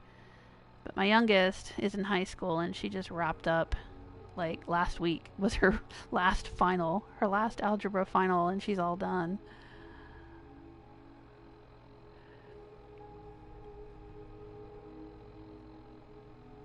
Interesting. Starfish is saying the weird thing is that if I don't upload as much, I get more subs. Not sure whether to put skippable ads or non-skippable ads when I can monetize my videos. What are your thoughts? Yeah, I don't know.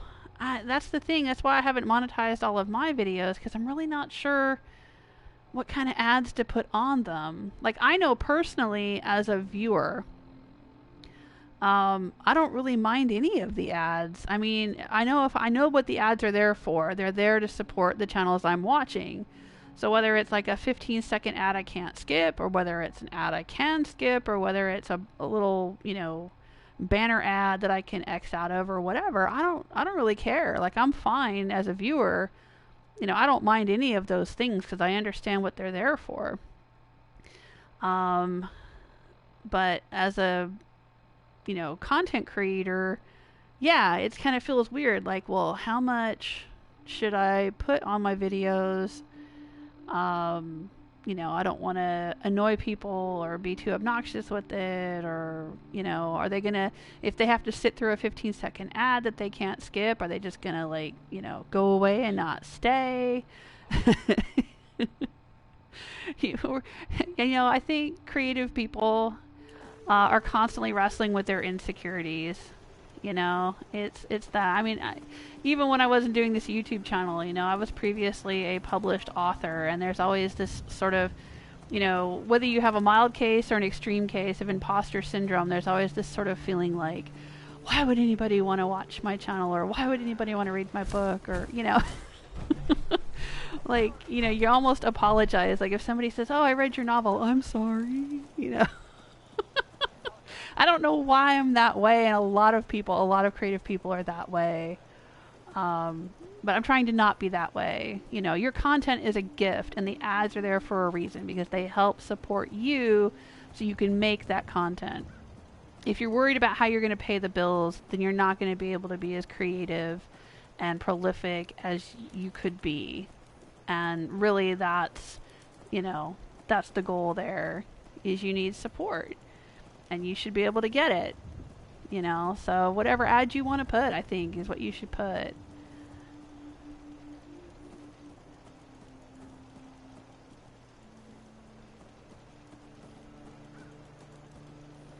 Oh, I haven't been doing much, Jim. I'm just running my mouth. That's all I've been doing, running my mouth.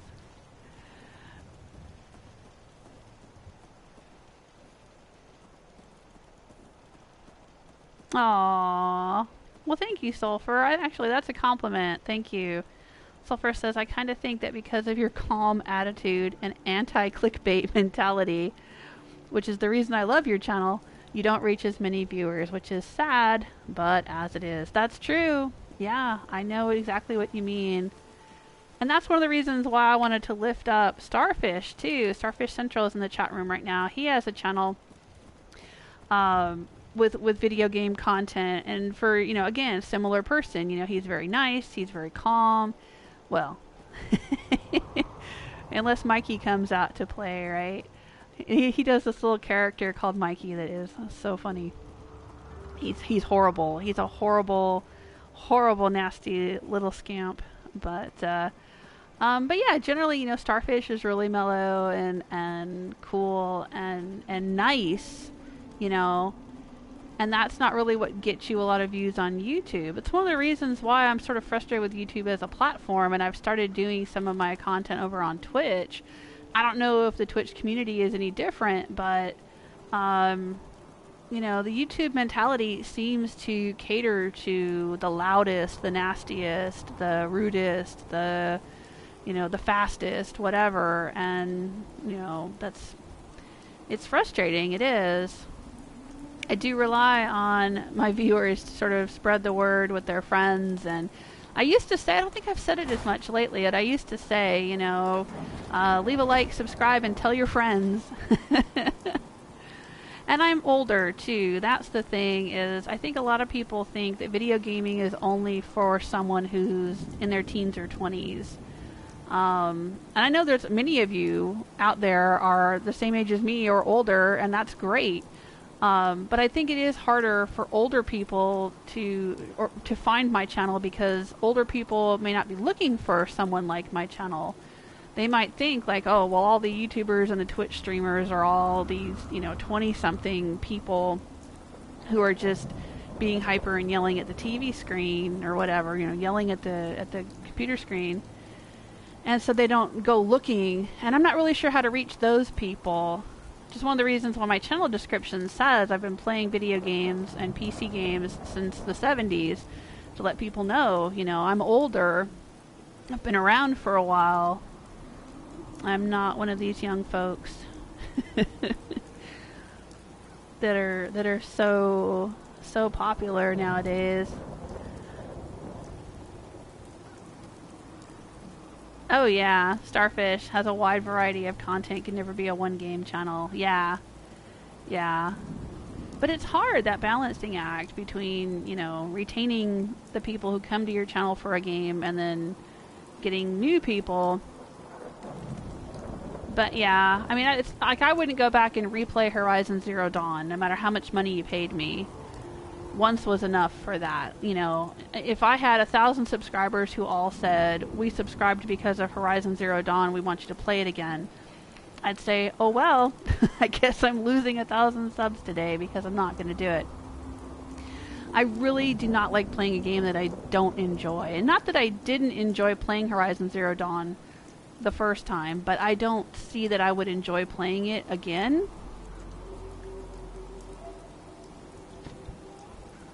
Or I wouldn't enjoy it enough to justify playing it again. Whereas Fallout, you know, I had played through Fallout, and then Herman, I don't know if Herman's been in the chat room today, but Herman's another one of my longtime viewers. Herman's the one who convinced me to play again, because he wanted to see me play again. He said, do another playthrough, do a different character. I want to see you play through Fallout, because my first playthrough wasn't actually on YouTube. I had played that on my own. And I said, well, okay, because I do love playing Fallout, so I'll do it.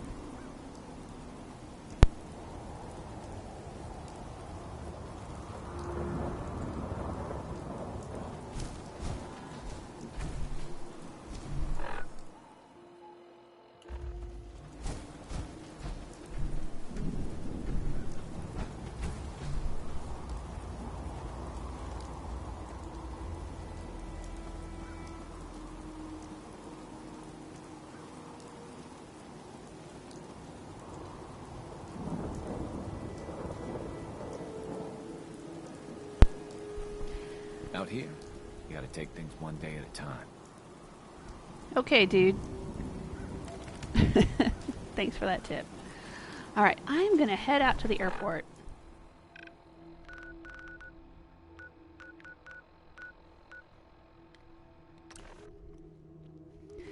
Because what I'm going to do is I'm going to drop off all that stuff for making reactor coolant. Let's keep that near the Pridwin in our legendary armory. I think that's where it needs to go.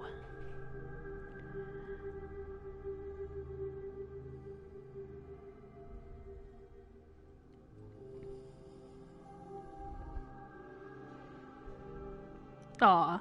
Sulphurous saying, I personally watch most of your stuff because of your personality. Thank you. When I don't watch is because I'm sleeping. Yeah, there's a time difference. Or I don't want to be spoilered like Horizon Zero Dawn. Yeah, and that's the thing too. When I first started this channel, I thought, well, I should play all the newest games right when they come out. But the thing is a lot of the new games, people don't want spoilers. So they might watch the first episode because they want to see how the game starts, or they want to see if the game is worth buying. But they won't watch the entire playthrough until they've played it themselves. Which I totally understand. I mean, I'm the same way. That's why I haven't watched Starfish play Red Dead Redemption. Which, you know, I may go ahead and go watch him do that because I've decided I probably am not going to play it myself at this point. But yeah, when a new game comes out, if I try streaming it like the same day that it is released, I'll get a lot of viewers for that first episode. And then, like, nothing for the next, you know, several episodes. Because people want to go play it themselves. They don't want spoilers. So it actually, for me anyway, seems to be better to play older games, because then you know a lot of the people have already played it who are going to play it, and they come to watch just because they liked the game, they want to see what you're doing, or they're still in the middle of playing the game and they want to see, you know, how you've solved certain problems, or, you know, they're stuck on something and they want to come get some information or whatever it is. So yeah, I stopped trying to play all the newest games as soon as they came out. I don't do that anymore.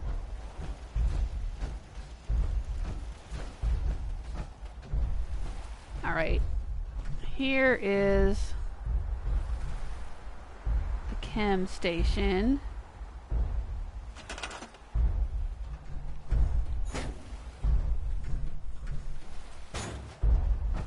So let's put in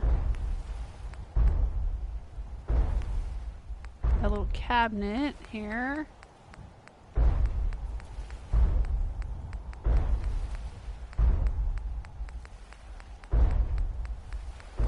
That thumping you hear is Liberty Prime outside.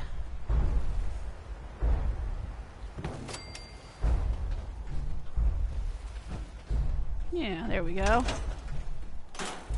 Now, for reactor coolant, we need antifreeze and gas canisters and dirty water. There we go. The antifreeze is about as difficult to find as cooking oil, so I haven't been able to make a whole lot of reactor coolant.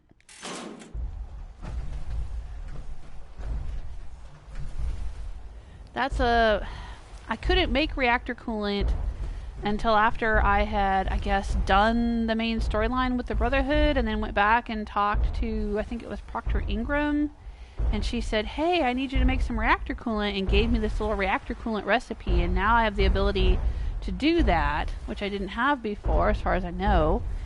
But it's a reason for picking up antifreeze bottles, and before I had never bothered to pick up antifreeze bottles because I figured all they had in them was plastic. I think that's the only component you get out of them, so I just didn't bother. But now that I can make reactor coolant and I want them, I don't find very many of them anymore. Or, you know, I don't know where to go to find a bunch of them. I mean, sometimes you'll find them in red rockets and stuff, but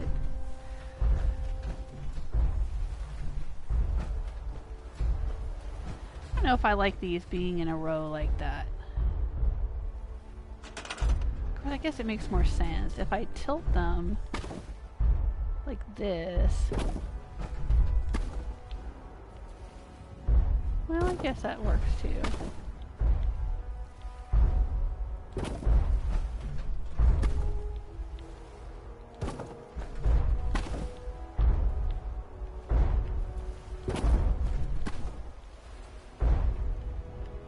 Let's see what that looks like.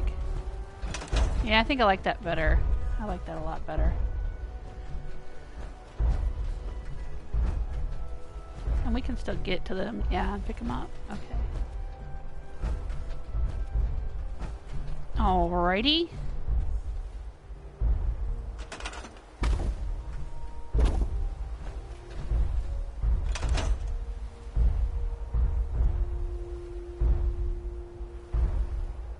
Oh, Starfish is asking, you can choose the adverts.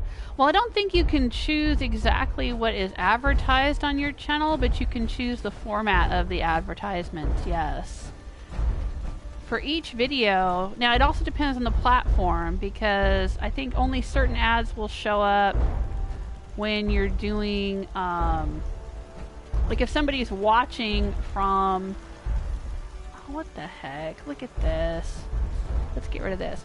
If somebody is watching from their smartphone, you know, from their mobile, let's say, you know, I think there's certain ads that don't show up, like the little banner ads don't show up, maybe. It'll tell you, though, when you get, whatever they call it, I was going to say certified, but you know what I mean, like when you're able to monetize your videos, you'll see in there's a little setting for each video, a little tab that says monetize, and then it'll allow you to choose whether there's like a banner ad or, you know, the little block ads on the side, or whether there's going to be a little channel that's run at the beginning or whatever. You can do all of them or click one of them or whatever. You can kind of control how the ads show up on your videos, yeah. Oh, thank you, Istella. Istella's saying you do a fab job. Oh, Patrick's saying buy one of the glowing wolves. Yeah, they're the rad wolves from Erickson in Far Harbor.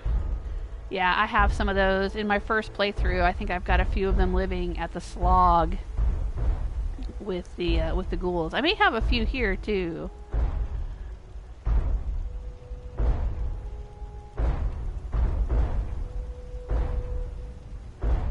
Yeah. Aw, Sulfur.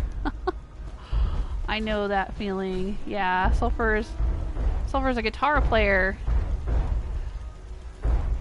Says, I'm like, hey, you want to hear my new song that I just wrote? And then immediately I'm like, well, nah, it's not even that good. Right.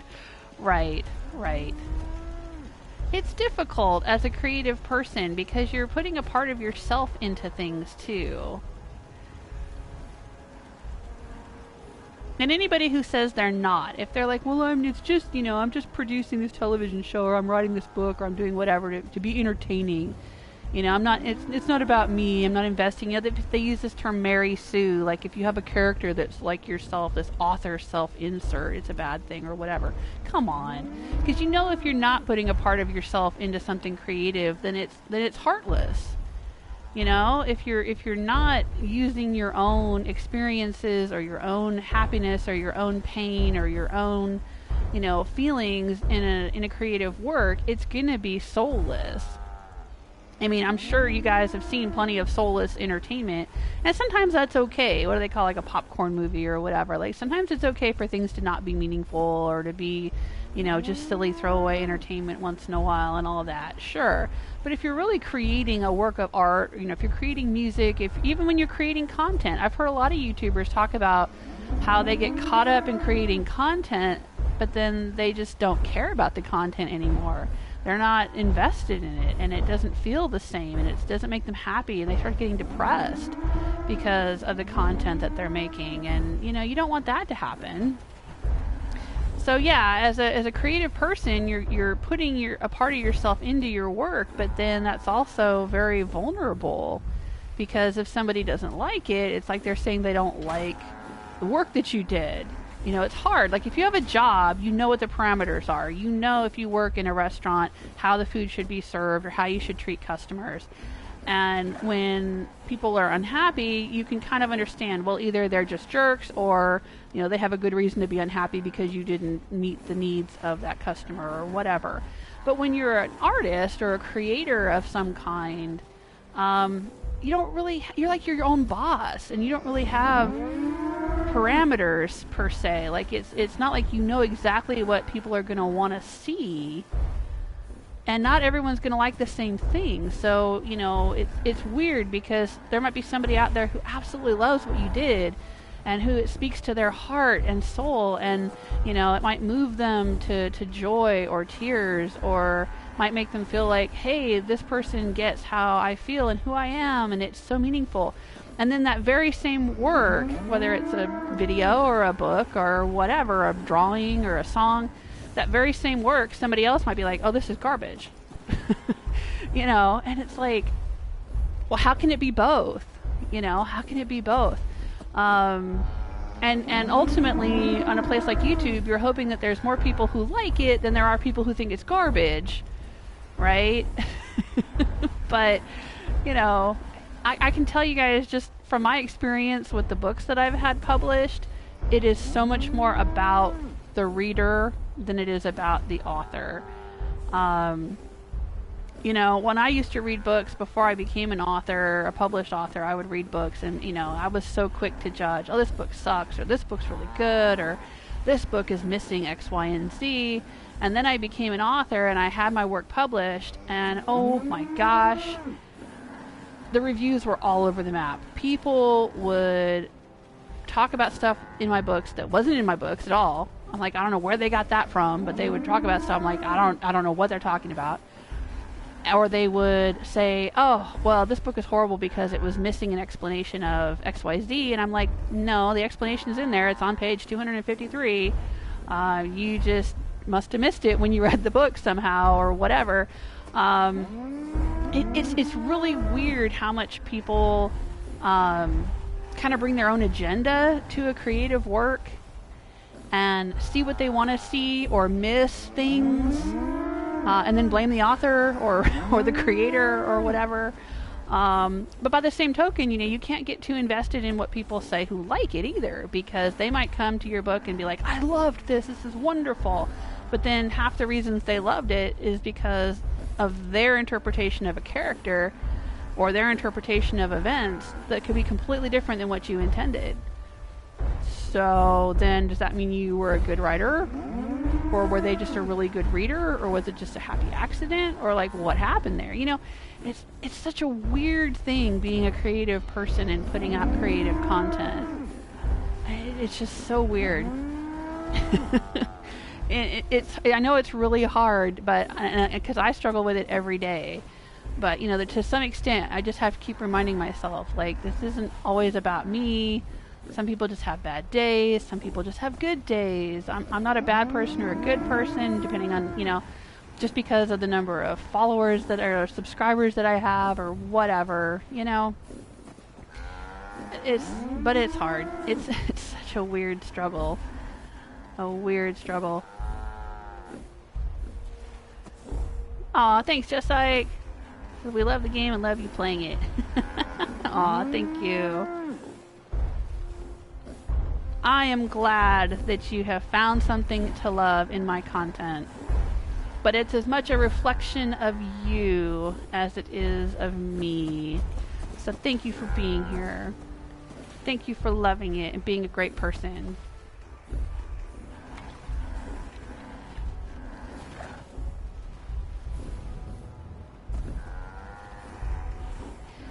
Yeah, I believe that. I think when people see something they love, what they're really seeing is a reflection of themselves. They're seeing a reflection of the good in themselves. You need to remember that. Nemo, you playing Skyrim? You got married to Muri? Is she the apprentice? The alchemist apprentice in Markarth? Man, I'm so jealous. I wanted to marry her on my second playthrough. And somehow it got glitched. Killed all the people she wanted me to kill, and she still wouldn't love me. Alright, let's see here. We moved the reactor coolant junk to the airport. That was something I wanted to do. Murkwater. I want to go down to Murkwater. I think the last time that I was down here, I was working on a bar. But I wasn't 100% happy with the way it was built, so I want to work on my Murkwater build a little bit here. Oh, yeah! Sulfur's checking out Starfish's channel and sees a God of War 3 playthrough. Yeah, he plays a lot of stuff. We got trouble! Uh-oh. Trouble right here in River City.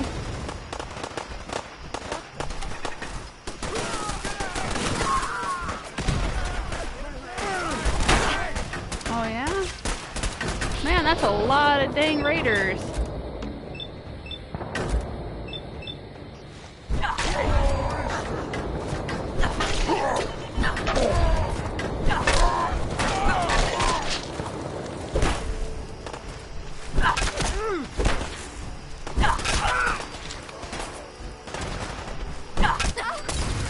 Holy crud!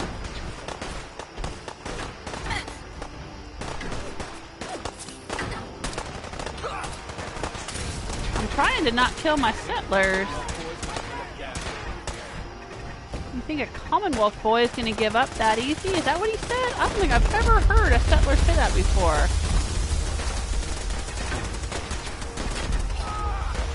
What in the holy heck? I don't know if I've ever seen so many. Holy crud!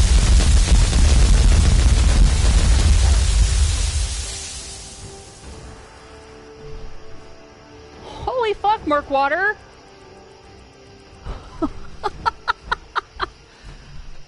The hell?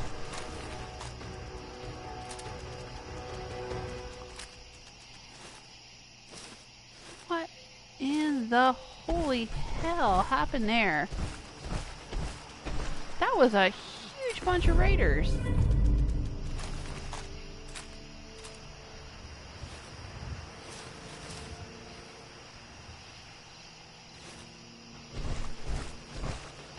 Of course, I've seen a lot of mutants attack this place in the past. Oh, I wonder if it's because I suddenly leveled up recently. I'm level 101 now. Does that make a difference? Is that why everything's getting attacked all of a sudden? Did I hit some kind of milestone and now all the settlements are being attacked like crazy? And the swamp was red with blood that day.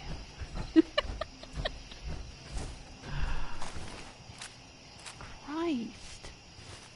Oh, he had power armor.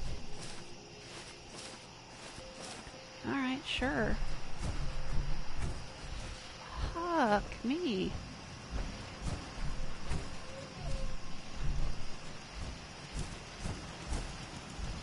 Wow. Alright, well.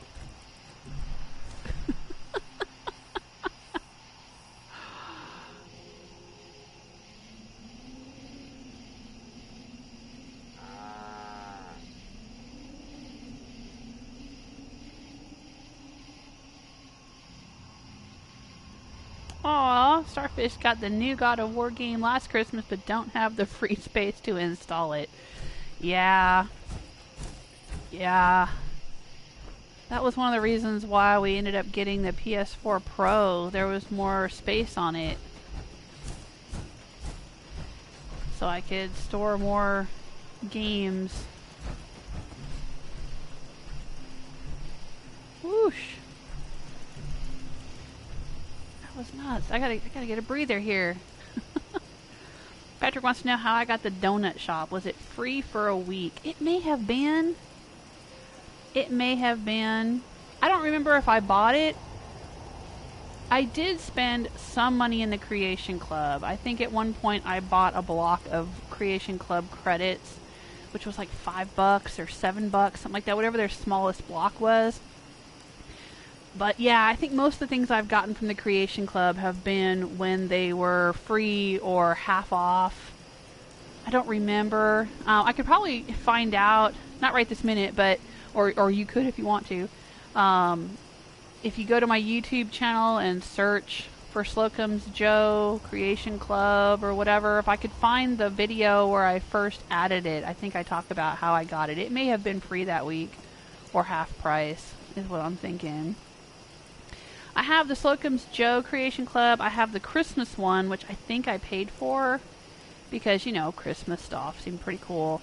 But some of the other stuff I have is free. Like I have a blue quantum paint job for my Pip-Boy to match my power armor. I think I got that one free.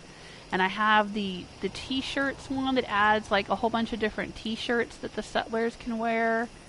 That one was free for a while when I got that one. And then the one, maybe the solar cannon one or something. Yeah, I mean, I usually get them when they're free. Hi, Stella says the Raiders are pissed at me for taking the settlements back. Could be, could be.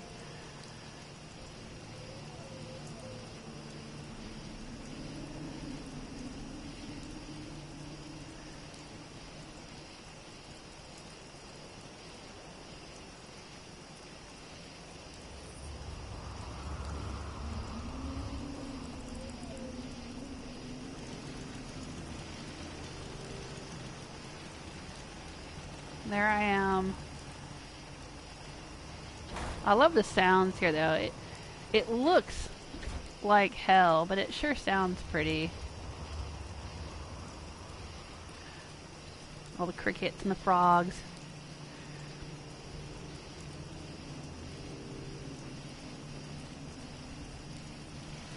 Alright. Let's see here. I picked up a bunch of junk. I was going to scrap it.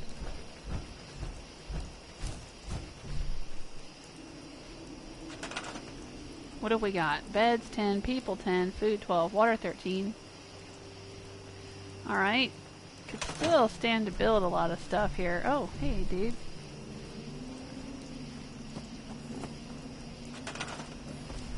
Alright, that's the bartender.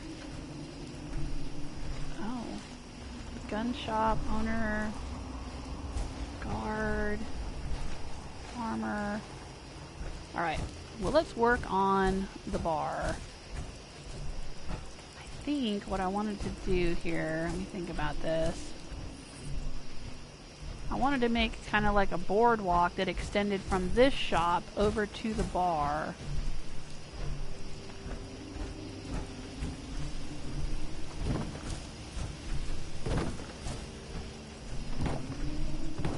So they could go from one location to the other without getting their feet wet.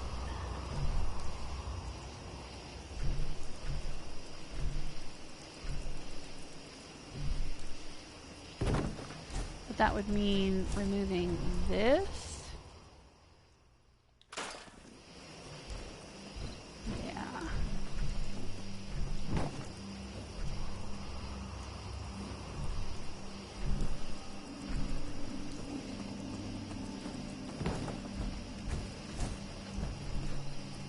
There we go.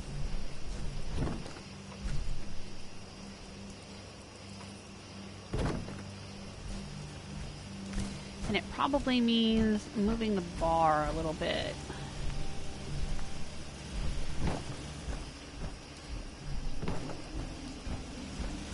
To line it up. Oh, those folks aren't going to like it though. They're going to fall through the floor. And I'm going to have to move this thing.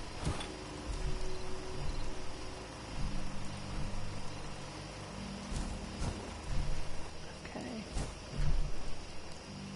Let's store that so they won't have light for a little while.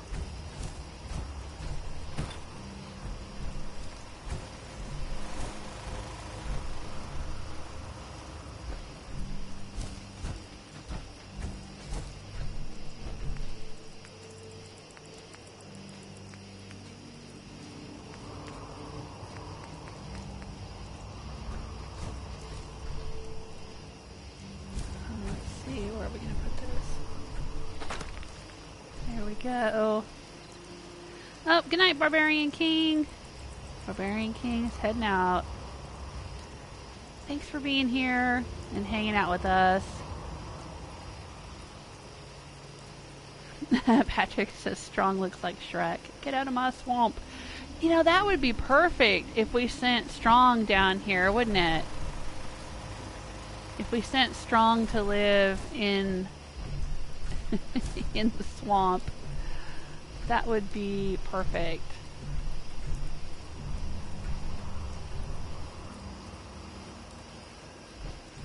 Okay, let's get rid of this for a second. And move this for a second.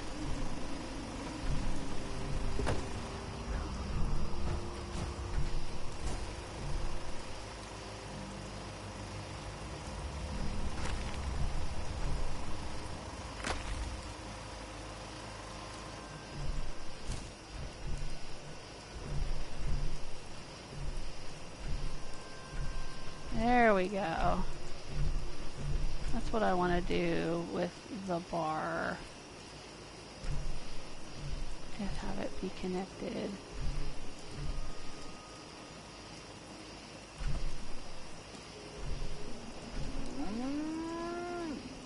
Like that. Oh, pretty.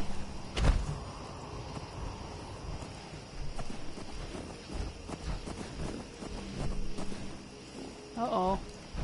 Moo cow got stuck.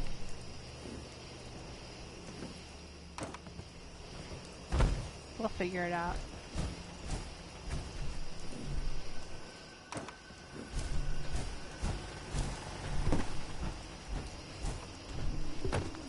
There we go. So you could walk up here. You could go shopping. You could walk across here to the bar and not get your feet wet. Which means putting a wall right here. see that.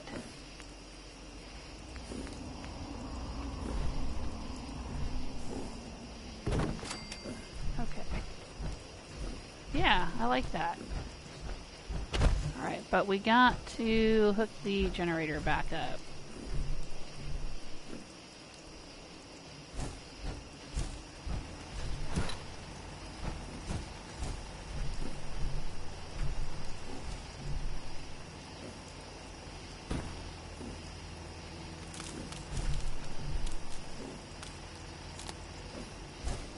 There we go.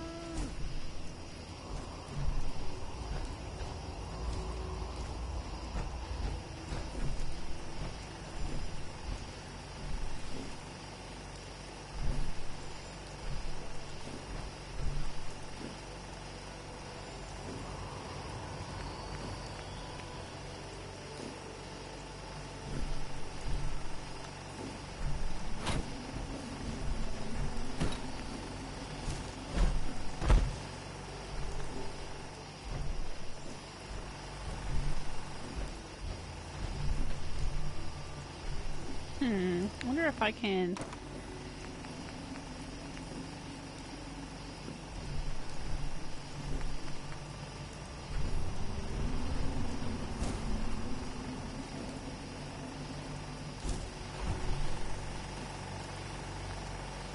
Yeah, I might want to do that. Let's try that.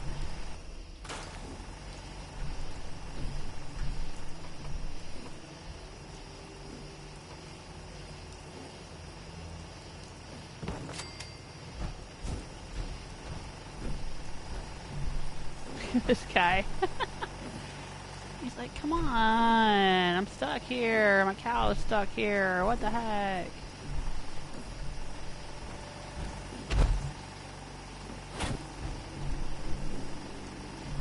We'll just pretend that tree is not there. That bush that's in the way.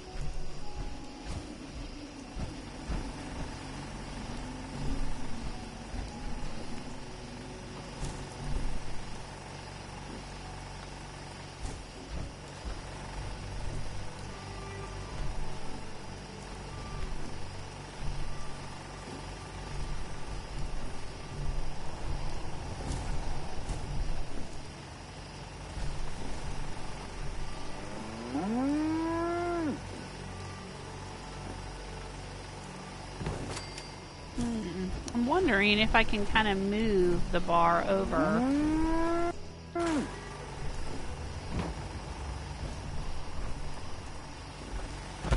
If that would be at all possible.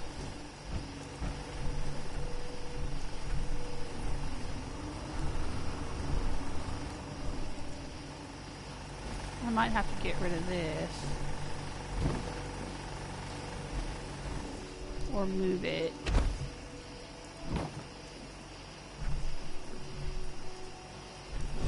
Yeah.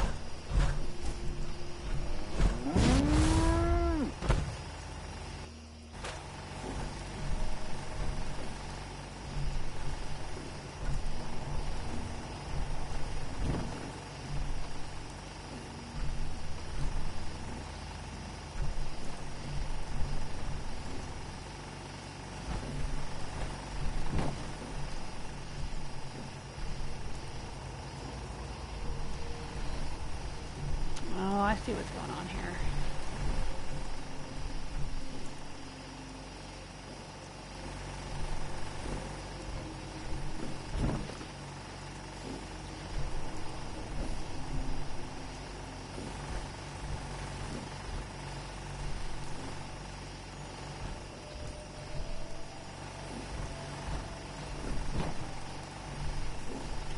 Come on, cow, you need to get out of there. Alright, if I go and wait, if I take off my power armor and wait for a while, is that cow gonna leave? Nope.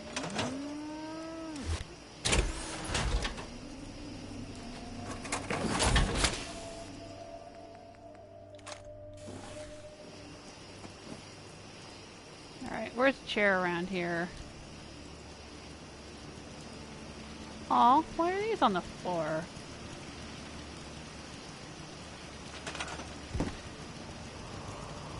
They should be on the dresser. Glitchy game.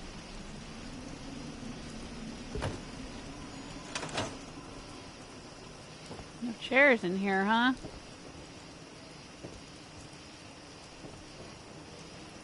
We'll have to fix that.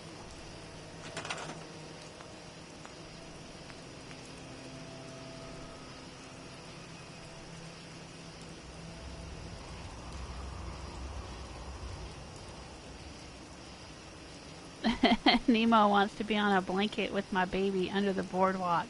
I love that song. I have a very Fallout connection with that song, actually. Because there's a little boardwalk at the lighthouse. You know, out on the little pier area. In my first playthrough with Fiona, I built a bar out there.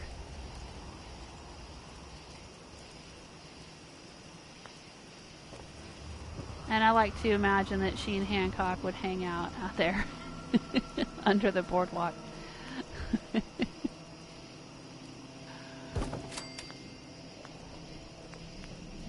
yeah, it's on my Fallout playlist. I have a playlist on my mobile phone with songs that some of them are in Fallout 4 and some of them are not, but are associated in my mind with Fallout 4. Alright, hang on.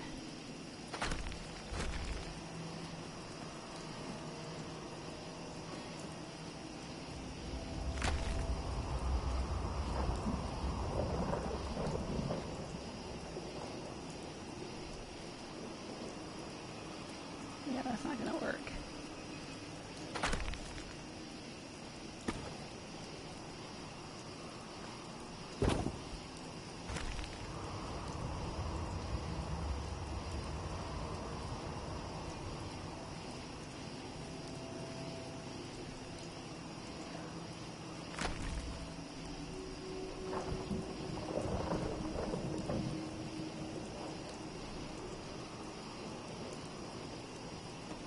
Inside where we can see what we're doing here.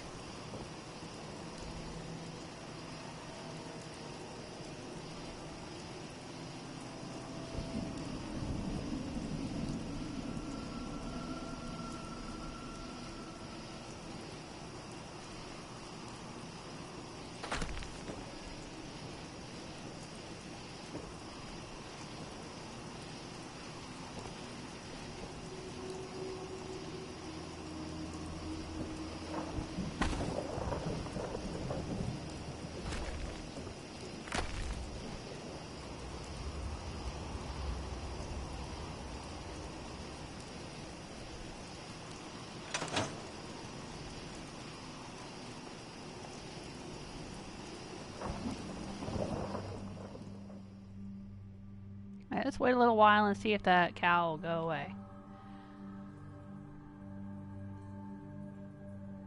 Oh, just like saying Neon Flats is the latest Creation Club release. I saw that! Just before I started live streaming, I was looking at the Creation Club and I saw that one in there. Have you done a video of that one yet? Showing what you can do with it? I don't think I'll get it, because I'm not really a big fan of Neon. But I'm curious to see what it looks like and what it has to offer. Oh, thank you, Istella. Istella says, I love the way you build. Oh, thank you. I love the way you build, too. Anyone that hasn't checked out Istella's channel, you should look and see her builds. Just like has a channel, too, with some of his builds. I love to see what you guys come up with.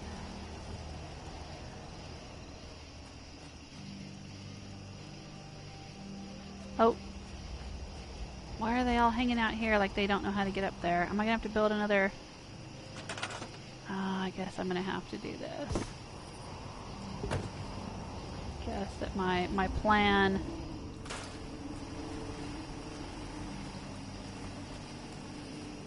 quite work. They need a set of stairs to go up there. There you go. You guys happy now? Alright, but I wanted to move this over.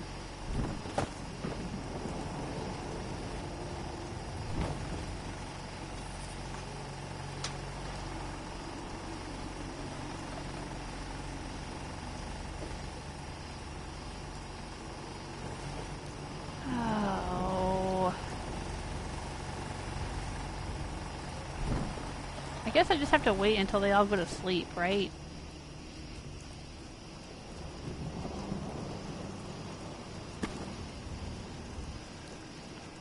Let's fix this bench.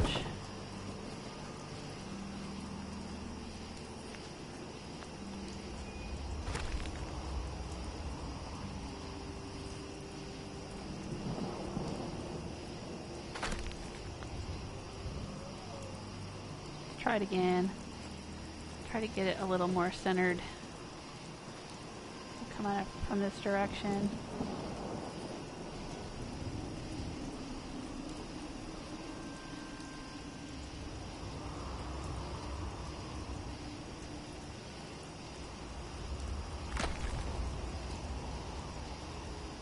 There, I think that looks a little bit better.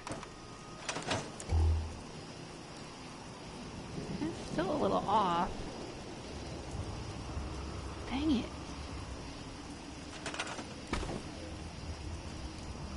That's what I get for trying to build in the dark.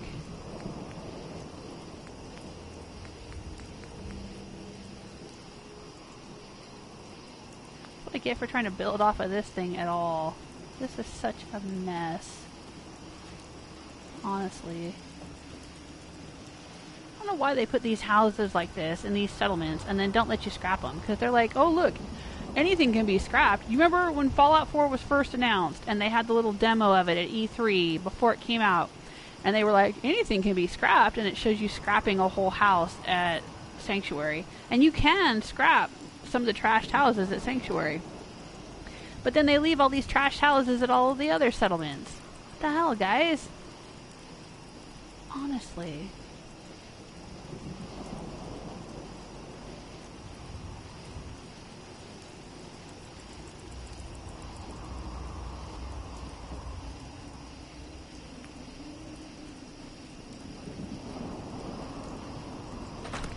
Rattles my jimmies.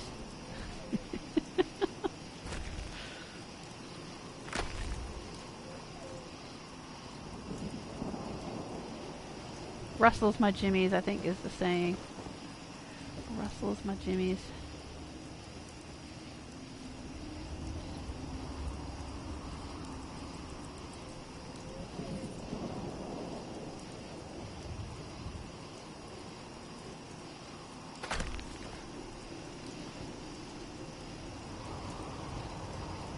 Oh, and then that's like right on. No. Yeah, I knew that was going to happen.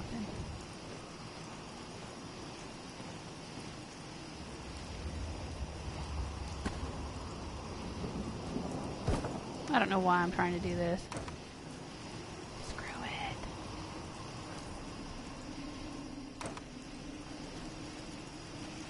This mess.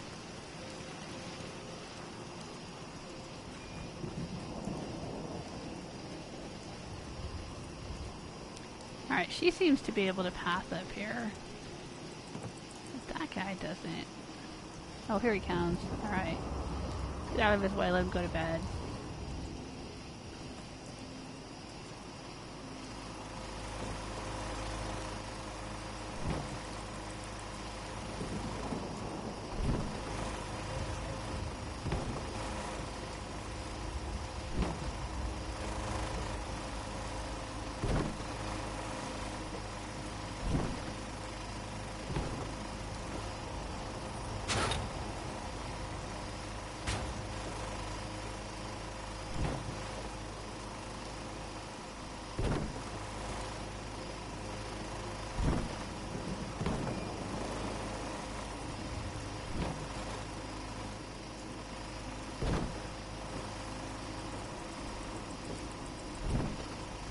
kind of shifting everything over to line up with the other place.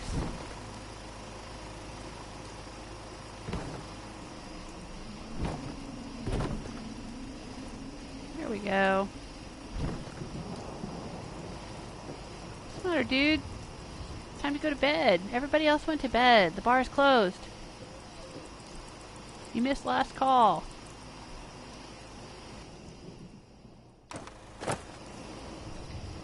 Move along now.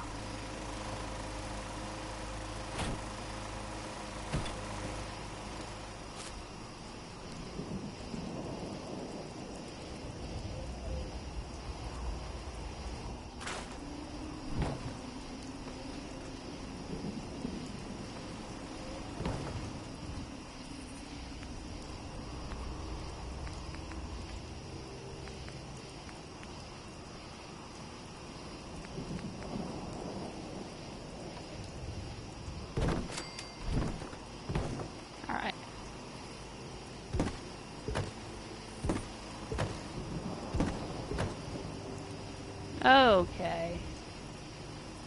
Yeah. Alright, I think that looks better. I feel better about that. So now it kind of goes... There's like a little shopping mall along here.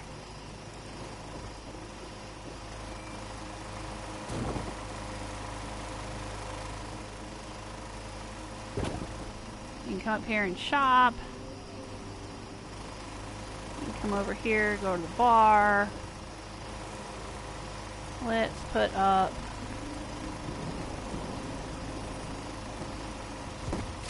a little railing here so people don't fall into the swamp.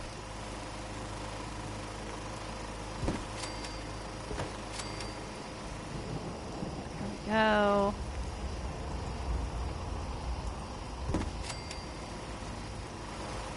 Yeah, that's cool.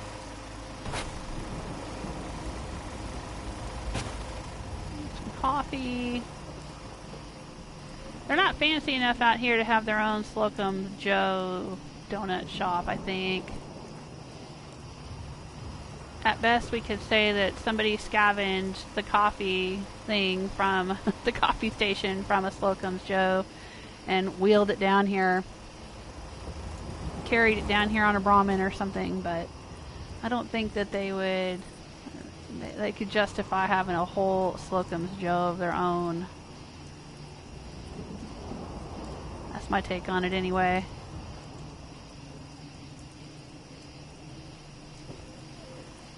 Why are you sleeping on a sleeping bag? You should be sleeping in a nice bed. And the guard should be sleeping on that sleeping bag, because he never actually sleeps anyway.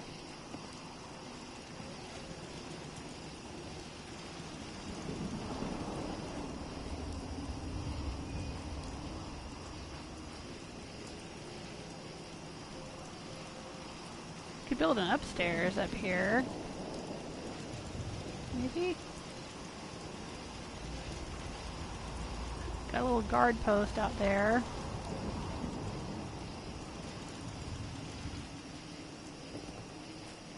Guard post here. They would probably have some kind of awning or something over, because it rains so much here. They would all catch a death of cold if they didn't have some kind of covering from the rain.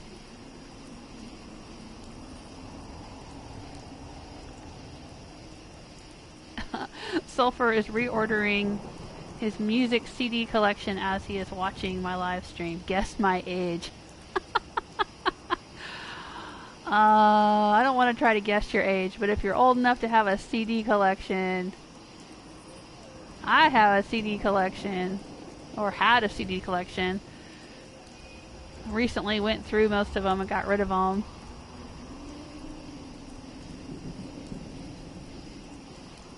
What's the huffing and puffing sound in this settlement? Someone, I don't know. Is somebody huffing and puffing? It might have been the Brahmin here being stuck under the floor. Is it gone now? Oh, that's what it is. Nemo's saying it's because the character is over encumbered, so she's breathing heavy. Oh, that's right. Yes, let me drop some of my junk here. Or at least go scrap it or something. Yeah, see, like they've got a little cover, a little awning over here, a little porch area to keep out the rain at this guard station. Over here by the garden.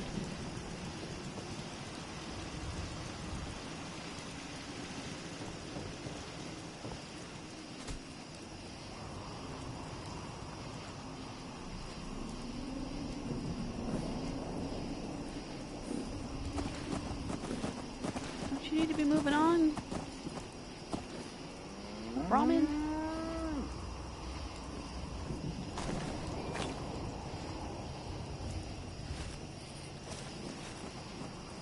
Oh. There's a bunch of them out here in the bushes. That I didn't loot.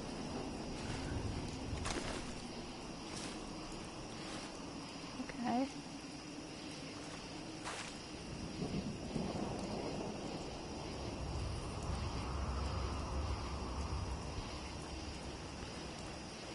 I don't like the way the garden is on this side. I mean, this is the side of the settlement.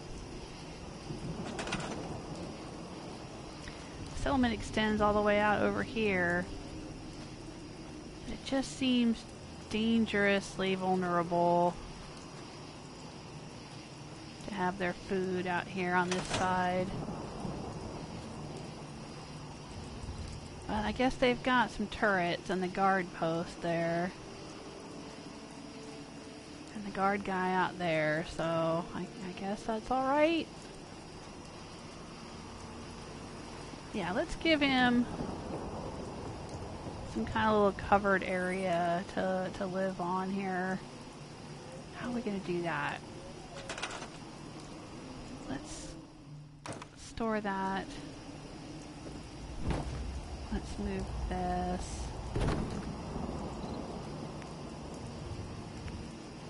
Oh right, I was going to get rid of my inventory so I wasn't breathing hard.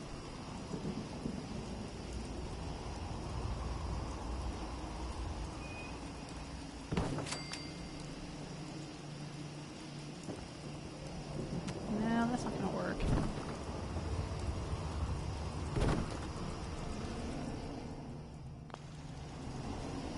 Well, this guy's in there, so we need to get him out of there.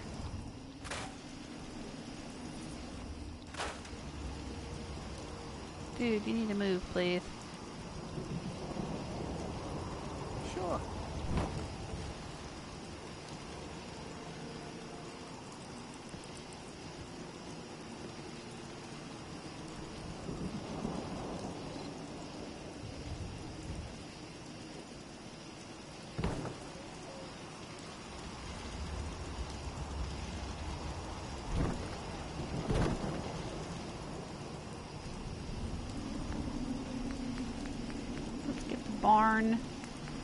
Barn bits.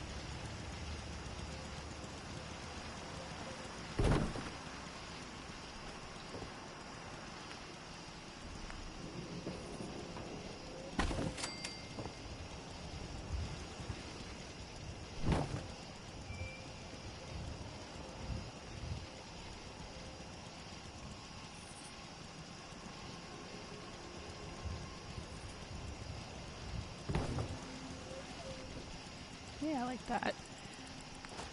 Alright, then we'll get the barn floors. And hope that they go into place properly. And they won't. There we go.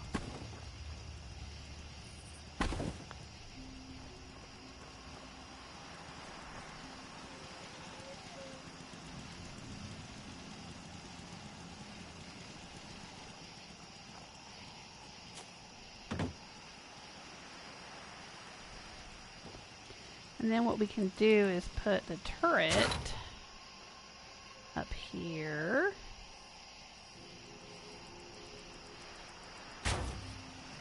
So it has a higher vantage point there. That's nice.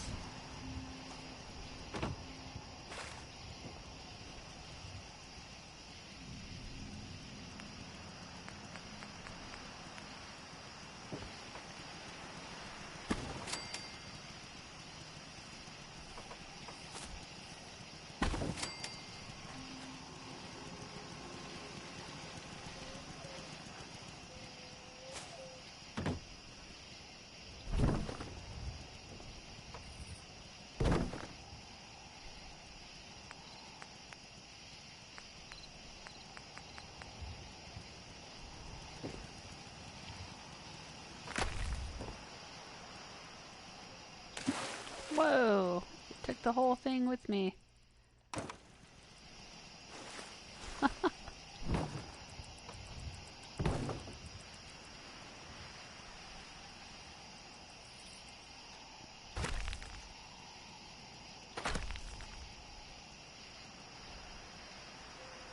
Oh, Starfish has got to go.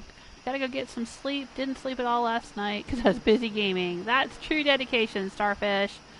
Well, thanks for stopping by. Thank you so much, and thank you for all your hard work on your YouTube channel. For those who might be just joining us, I was mentioning earlier, Starfish is almost at 1,000 subs. So if you can hop over there and give him a sub, that would be awesome. He's trying to hit that 1,000 milestone. And he's a really great guy, and he's been a great supporter of this channel for as long as I have been doing YouTube. And he's got a really cool channel over on YouTube himself, so check it out, Starfish_Central. He loves gaming and he's a nice guy. But thanks for being here, Starfish. Oh, and Nemo's off to bed as well. Yep, it's getting late, isn't it? Time difference. My European viewers are starting to get sleepy. Oh, you're very welcome, Ice Stella. Good night. Thanks for being here. Good to see you. And many thanks to Just Like Biking for sponsoring Fallout Fridays.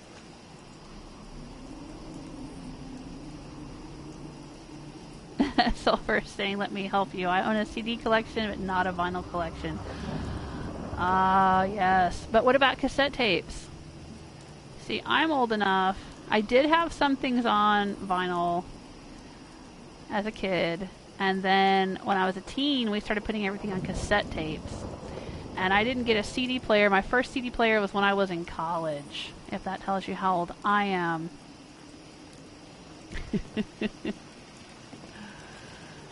Alright, let's take a look at where he's situated here. I don't know if this is exactly where I want this guard post to be. I feel like he needs to be up higher somehow. But he's not gonna like it. Like that? Yeah?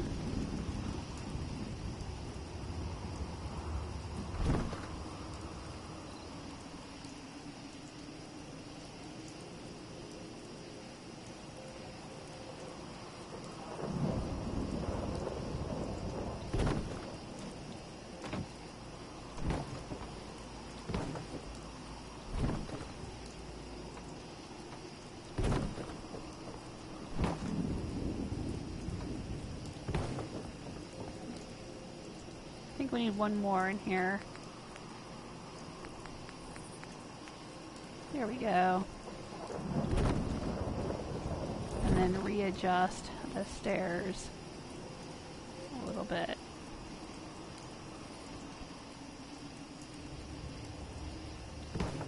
There we go. Does that work? We're gonna cross the rickety bridge over the swamp. Up here. Oh, he figured it out. Alright.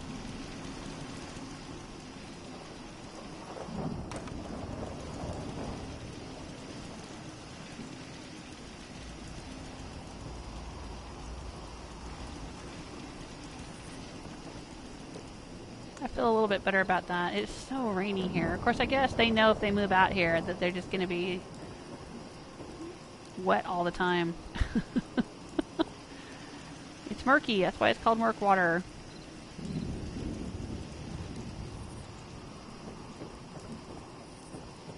They're going to have moldy toes all their lives. It's just the way it goes.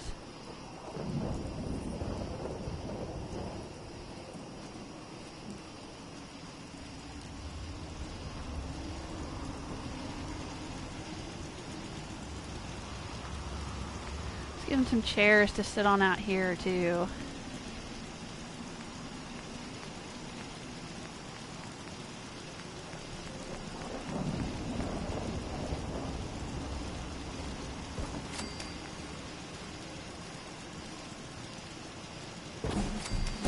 Oh, I leveled up. Level 102.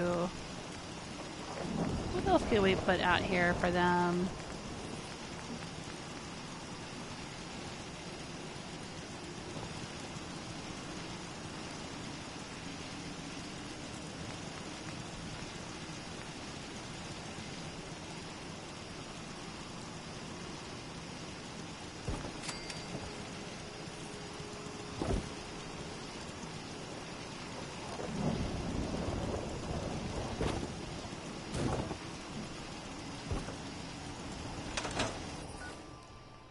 Do I have any junk? I know I just got rid of a bunch of junk.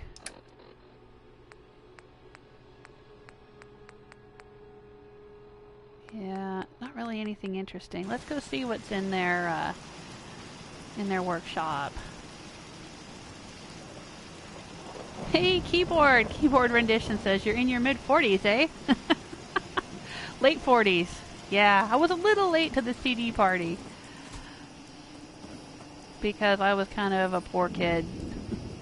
But I got into college, and it was when I was at university, actually. I'd been in college for a few years, and then I had a boyfriend. When I think I was a junior in college, my boyfriend had a CD player, and he had a whole CD collection, and he convinced me to go buy a CD player, and that's when I stopped doing cassettes. I was already in my 20s at that point. But yeah, good guess. Yeah, Sulfur owns cassette tapes and VHS tapes. Yep, me too. I don't have any VHS tapes anymore, but my oldest daughter is old enough. She's in college now. She's old enough to remember watching VHS tapes. We had quite the Sesame Street, Elmo, Nickelodeon, Dora collection of VHS tapes when she was little. Get out of my power armor, dude. Get out of there. You got no business messing with that. Thanks for your help, friend. Oh, you're welcome. Oh. Hey. I didn't want you to have all the fun. If that's what you call fun, I'm glad you're on our side. Anyway, we appreciate the help. Hey, you're welcome. Sure. Nice. Somebody's being nice to me for once. Alright, right. I was going to look in the workshop and see what they had in here in the way of junk. Ooh, they have a lot of bottle caps. I'll take that. Mirelurk eggs. Yeah, I guess they would have a lot of those out here, wouldn't they? Plastic spoon. Pre-war money. Got a lot of pre-war money. I'm going to take that. The plastic spoon. Silver table knife. Now that's the kind of antifreeze in the green canister. That doesn't work for the reactor coolant. Only the one in the red.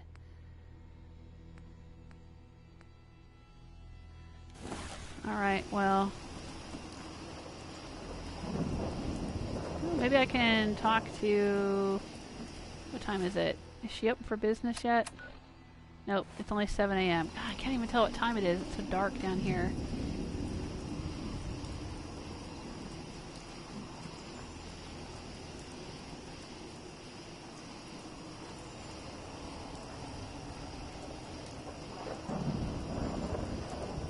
How are you doing, my dude? Just looking to trade a little.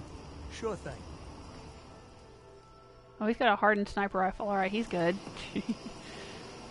Alright, dude. What about you? Let's trade some things. Go ahead. Oh, he's still got a pipe pistol. I'll take that. What about you? I'm sure I have something you need. You were nice to me, so I'll let you live a little longer. I just want to trade a few things. Sure. Oh, she's got a marksman's. Alright, well, you're doing good then. Looking to buy? Yeah, I am looking to buy. I've got What a have you few got? minutes to browse. Here's what I've got. I'll take that and that.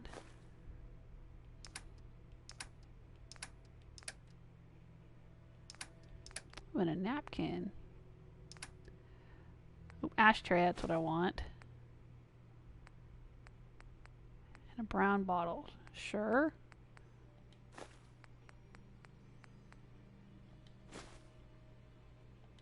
Yep, I'm gonna take all these things.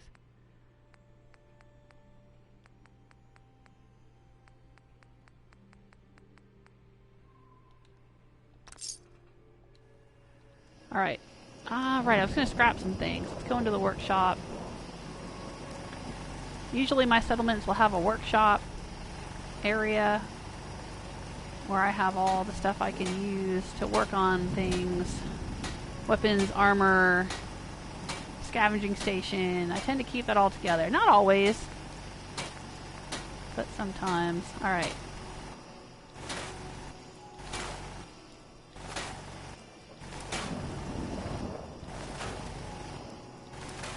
We'll scrap all the stuff we got off the raiders that attacked us and use it to build up our settlements. We'll transform their nastiness into our prosperity.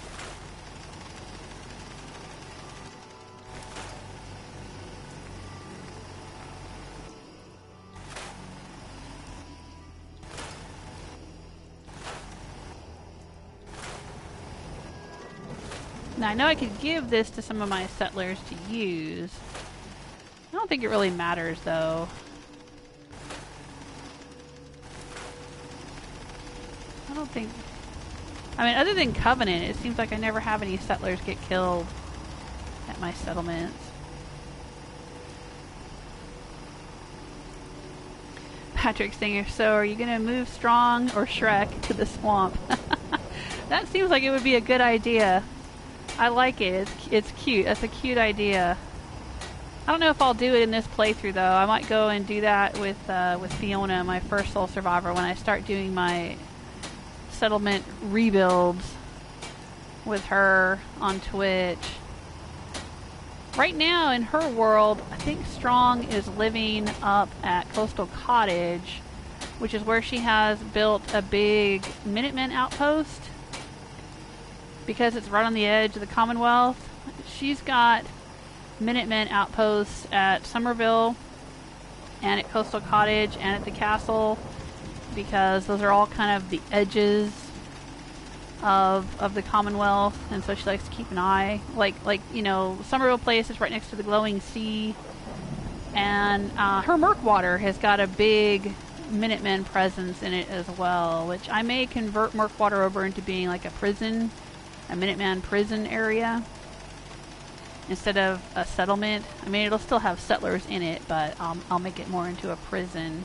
It's already kind of a big cement complex, so it shouldn't be too hard. But anyway, yeah, it might make sense to move... Well, if it's a prison, then I can't really move Shrek into it, or Strong into it as Shrek. I'll think about it, though. Maybe I just won't make it a Minuteman prison. Maybe I'll just... I would have to relocate everyone who already lives there in Fiona's world and rebuild it as sort of, you know, Shrek's paradise. and move strong down there. I don't know. I'll think about it.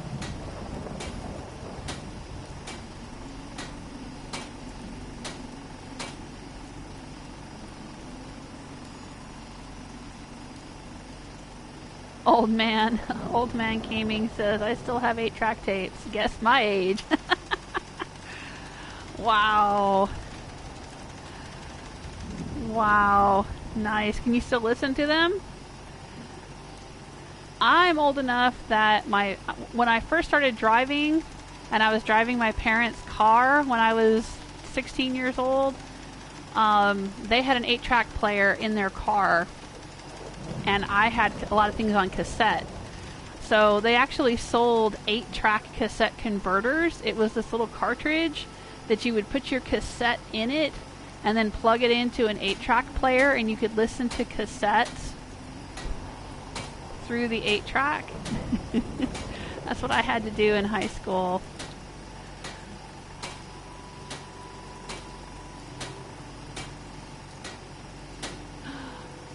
Alright. Let's exit this and let's go over to the weapons workbench. And we had picked up some junk. There we go.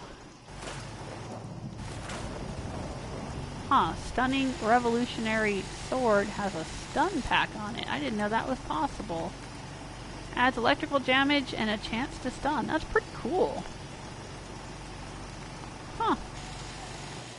I'm still gonna... Rubber? That's all you get out of the revolutionary sword is rubber? That doesn't make any sense. You should get steel and wood and stuff. What's the damage on it? Not that great. Alright, let's put it up on the wall. That seems cool enough to hang on to like a trophy, sort of. This guy here, he could put it up on the wall.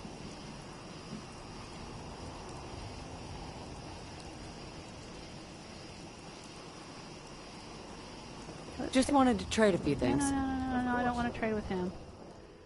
No, he's fine, he's fine. No, you're good, you're good. I think this guy likes me. He keeps messing with my power armor and hanging around me. Alright, let's put up... Where was it? S for stunning. The stunning... It's not a legendary. It's just modded with electricity. That's pretty ingenious. I like it. Alright.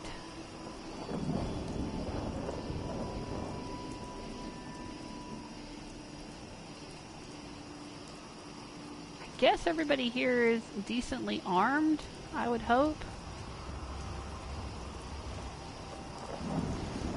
I think... Yeah, this guy's got a... Yeah, he seems fine. Alright. What about this guy? Got any dirty water? Hey, what can I get? I think there's dirty water everywhere, dude. I just want to trade a few This things. settlement should be able to manufacture dirty water. Oh, he's still got a pipe pistol. Alright, let's trade him. Let's say he gets... What did we take off of one of the raiders? The raiders had this. Yeah, he wants that. 556. Let's give him the ammo for it.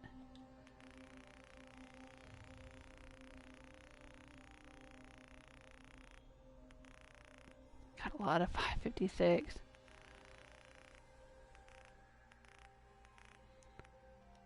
There you go. Give me that. Okay.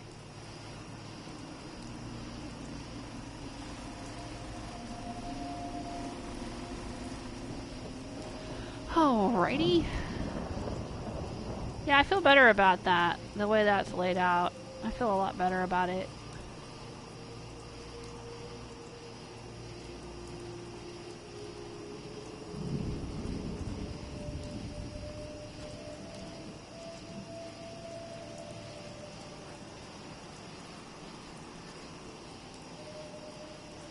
Oh, this guy.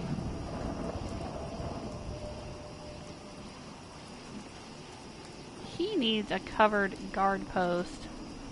Yeah, he does. Yeah, he does. Let's work on him.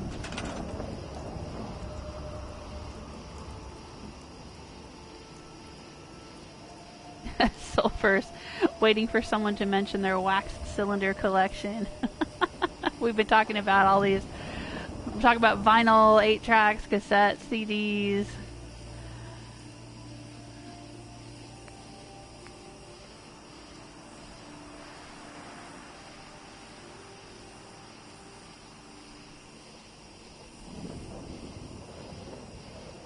Let's see, what can we do?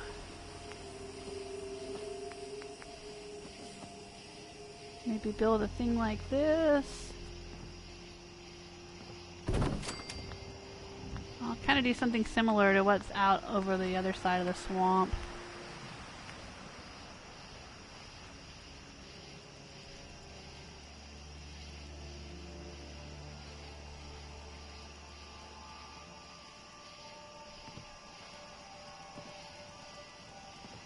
Well, let's just do that for now. This guy Got it. needs to be assigned to it. I need to assign someone to this, as she says a lot.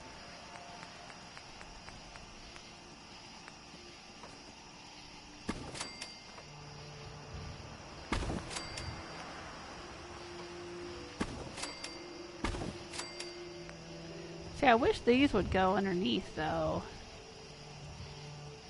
But they don't snap on underneath. So it looks kind of weird because they're like kind of overlapping the edge there. But alright.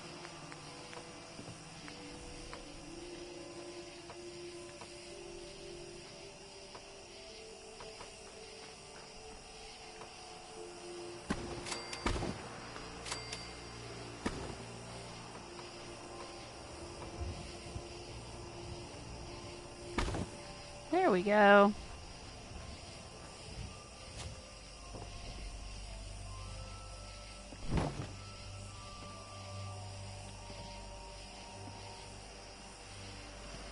And then we can slide that into place.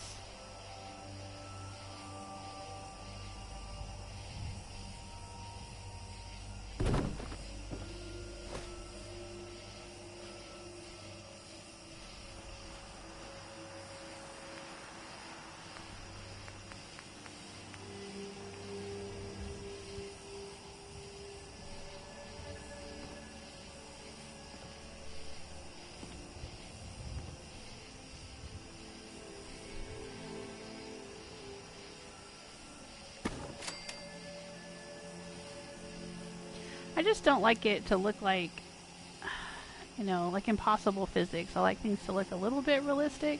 At least I try. So, like, when you've got something like this kind of overhanging, I like to at least make it look like it's being propped up somehow.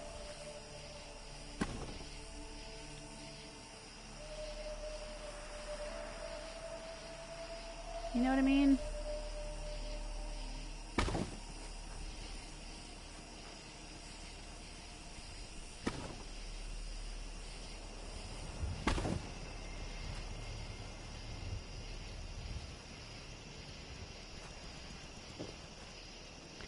Alright, let's take this off, put it on the front here.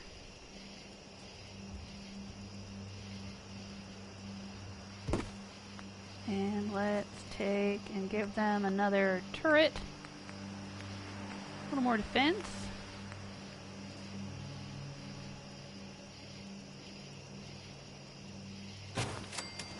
There we go. Alright, dude, you need to get out of there. We're going to scrap this one.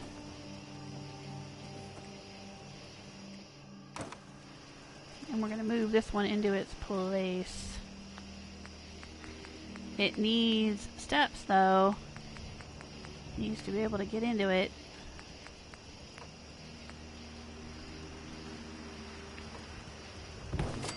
There we go.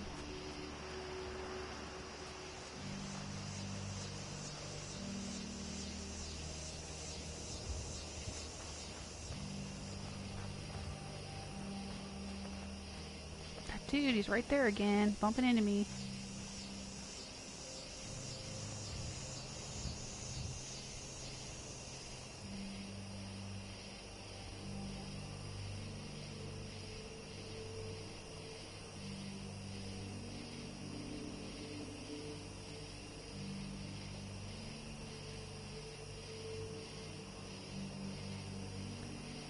Might have to get rid of this ladder for a second. Let's store that.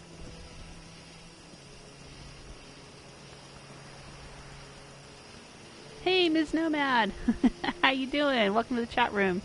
This is just my collection of original lava lamps and blacklight posters count. Sure.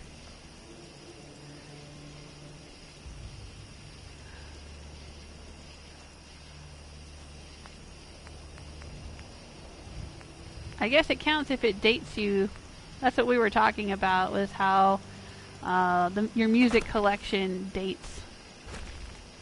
You can guess your age from your music collection. If you bought those lava lamps when they were new, then yeah, it would count. And blacklight posters.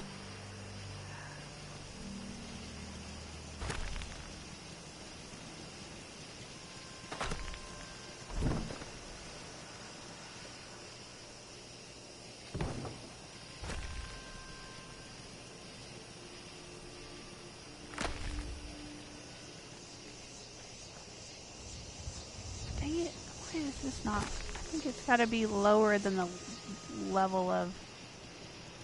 There we go. Let's try that. Alright.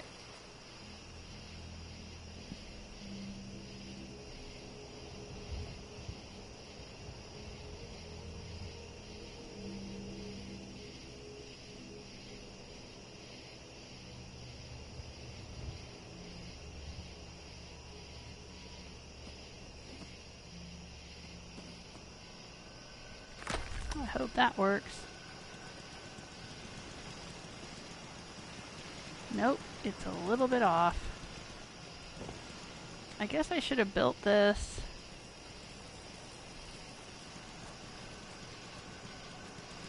Instead of trying to build it all as one piece. Yeah, I should have built it off the front to begin with. Alright, let's do that. Now we're gonna unbuild it and rebuild it. You can learn from my mistakes.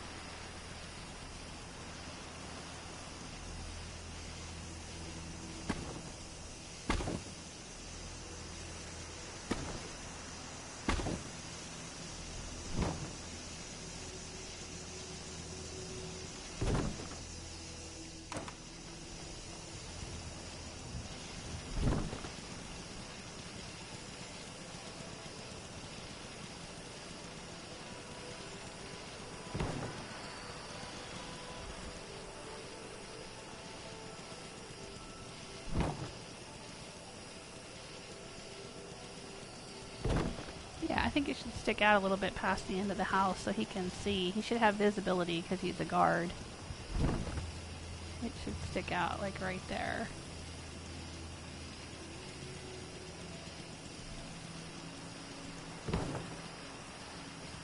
At least that's my story and I'm sticking to it.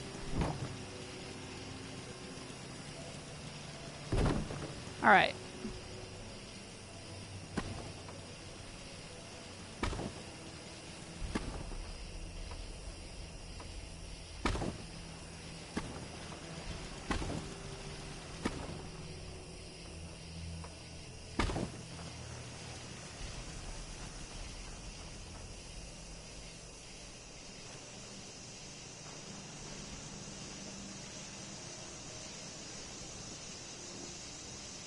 Come on.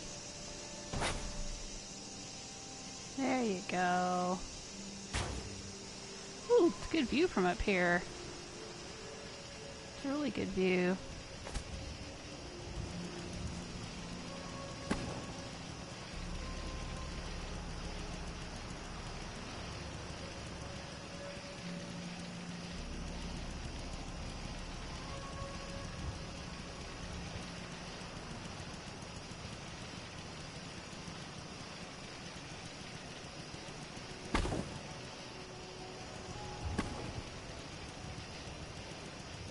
he can't get back to his job. We gotta give him some stairs so he can get in here.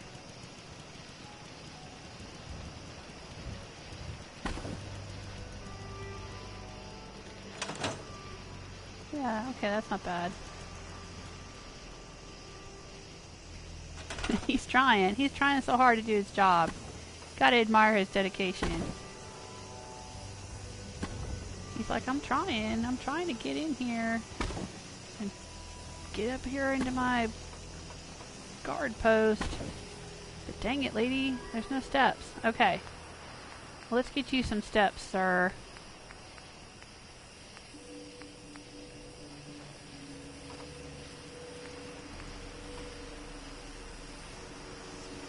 Let's put them right here. I kind of like having the steps right in between these posts. That would be cool.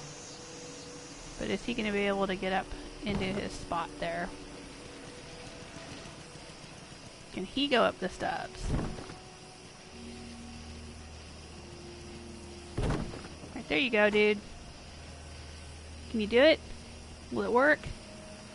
It does, yay! You never know with them. Sometimes they can pass to things and sometimes they can't. Just because I can walk up into something doesn't mean they can. So that's something I always check for. Make sure they can pass where they need to pass. Alright, everyone's protected from the rain. I feel so much better about that.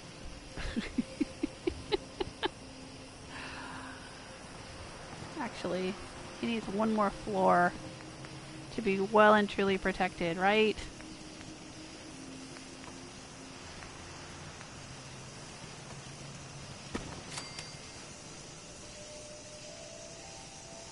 Does that work? Nah, let's just scrap it. It's good. It's close enough. He can just stand further back if it's raining.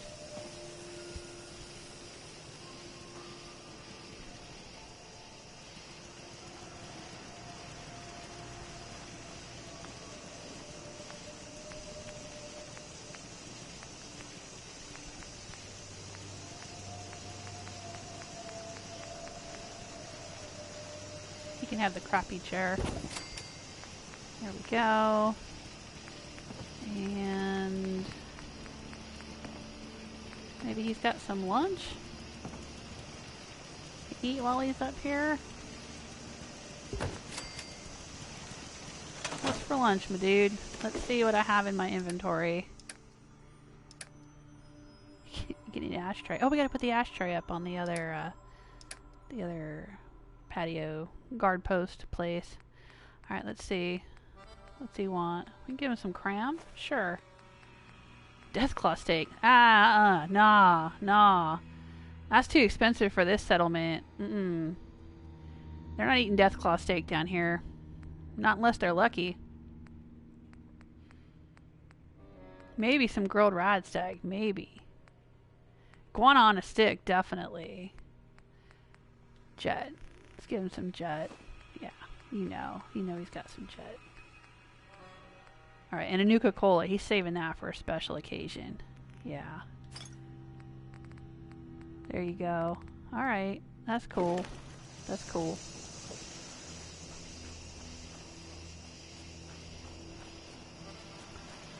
Let's put up here. That's where I want to go. Alright, this is where we bought. I get so distracted. Alright, this is why I bought the ashtray and the brown bottle and the coffee cup. Is to put them all right here.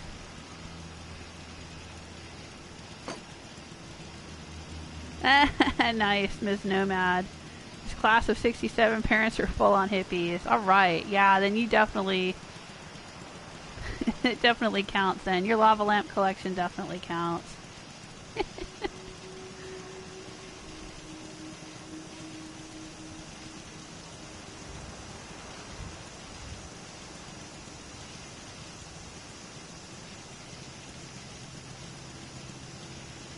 Oh, okay. Use the rug glitch. Ms. Nomad is suggesting using the rug.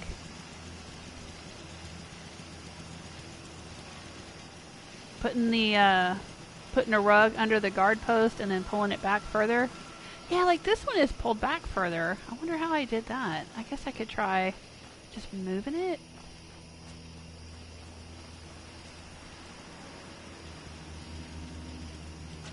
Yeah, because it doesn't make a lot of sense for it to be like this. Alright, dude, can you move, please? Let's see if I can just move it. Maybe if I move it back. Oh, looky there. It just did it without me having to do it. There we go. There we go. So we don't need these. Thank you. Yeah, you know, I don't know what I was thinking. There we go. But is he going to be able to walk up here now? See that? Again, the whole pathing thing. You never know with this game. Let's see. Maybe that's perfect. That's perfect. That's perfect. We'll see if he can get back up there.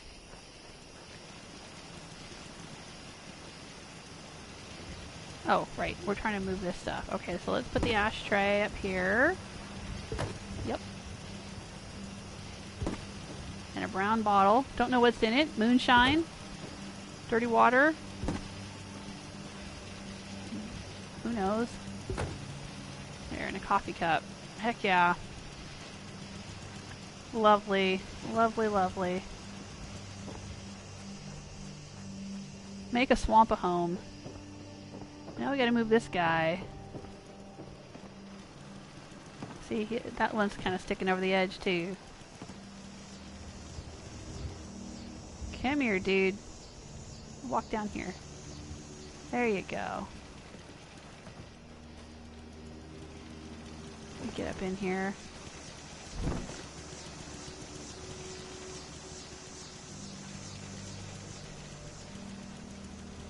I wonder why this one's not doing it. Oh, there we go.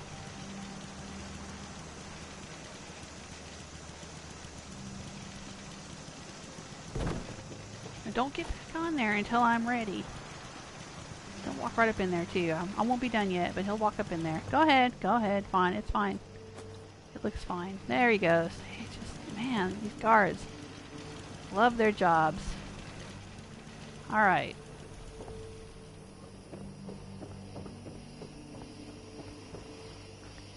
Oh, this is the scavenger. He didn't give me the eye. I'm telling you, he likes me. He's got that look. I can see it. He's got a look. Alright, cooking pot. I want to put that somewhere.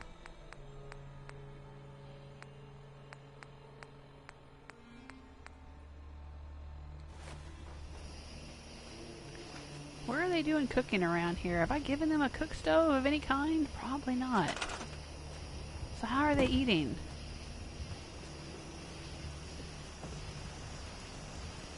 Let's give them a little stove, maybe. It would help keep them warm in here too, I think. I mean, assuming they don't burn the place down, but they are surrounded by water, so it should be fine. Yeah, they need a little stove. That's what they need. Aww. Aw, that's nice.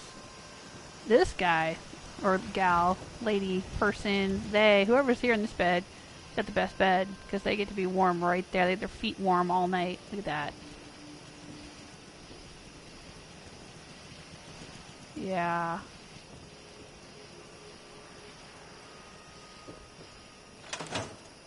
Ooh, nothing in the footlocker. Alright, let's do that. Put a few spare rounds. They're not going to have much out here at Murkwater.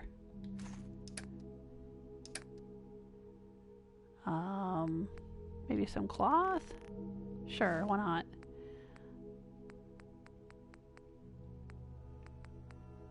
Cloth and leather. Maybe this person is making some clothes or something. Who knows?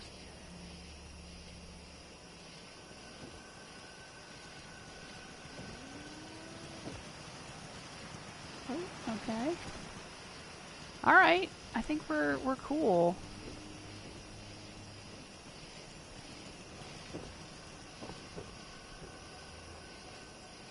I think this is Murkwater.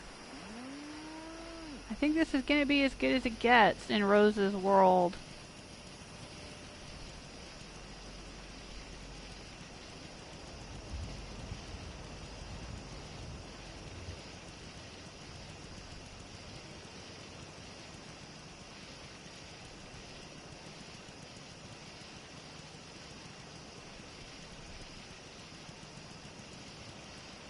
Oh, Miss Nomad is saying the rug glitch actually lets you counter-sync it.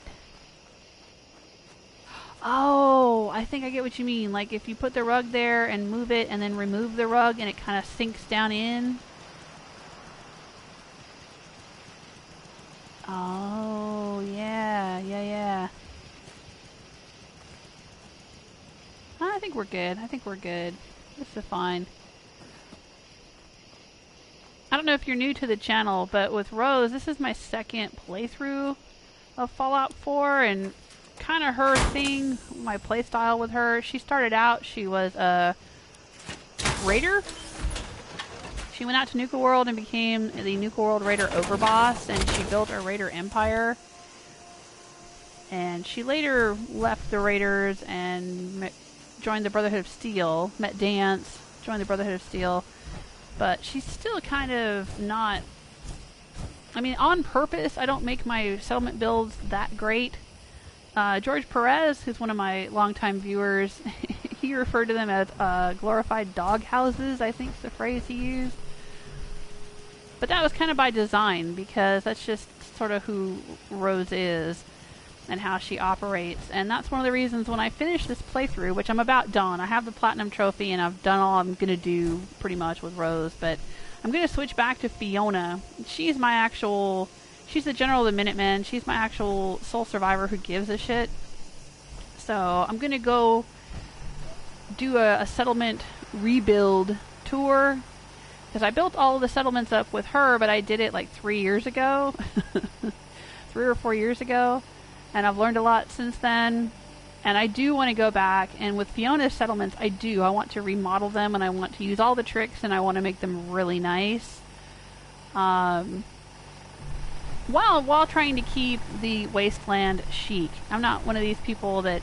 I do have the Creation Club, I do have the Noir Penthouse, and I have some of the other things that are a little bit nicer. I don't like things to be too nice in the wasteland, because I feel like I sort of like that wasteland style of, you know, you're trying to rebuild from the rubble kind of look. But that said, Fiona's settlements are much nicer than Rose's, and I want to make them even better.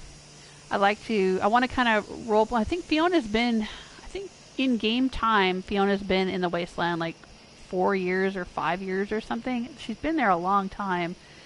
And I do want to kind of do this sort of thing where I revisit all of the settlements and improve them and make them even nicer, as if, you know, time has passed and the wasteland is this growing, thriving, safer place to live in. I have to do that. I have to do it for myself, really, is what I have to do, because I have to feel like at least there's an imaginary world where things can be better.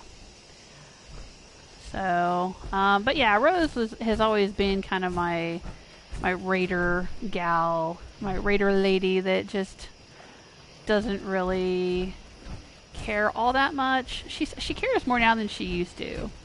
She picked that up from Dance. But yeah, she still doesn't care as much as Fiona.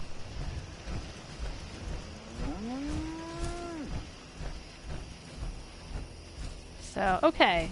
This is Murkwater. I want to go look at this house over here. I want to see what's over here. I think we've been here before. I just want to look at it again.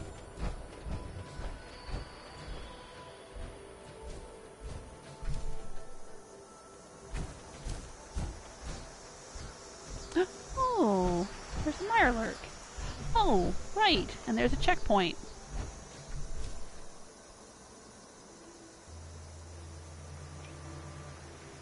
Let's get out Ladysmith. Oh, he's gonna turn his back on me, huh? Come on, come at me.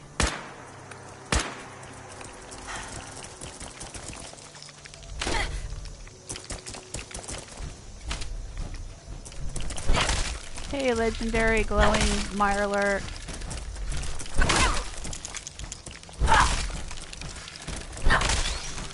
I'm gonna use my fish hook on you. Ooh, legendary enemy has mutated.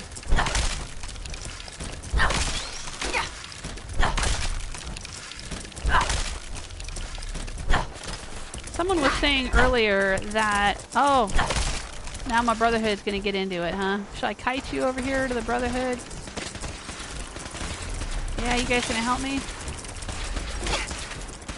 That's cool. Help me out, don't die, okay? Take no prisoners.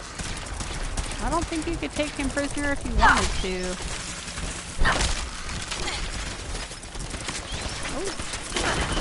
Area secure. There you go. Well, it was sitting right there. You guys should have seen it. Cunning leather left leg, huh? Alright.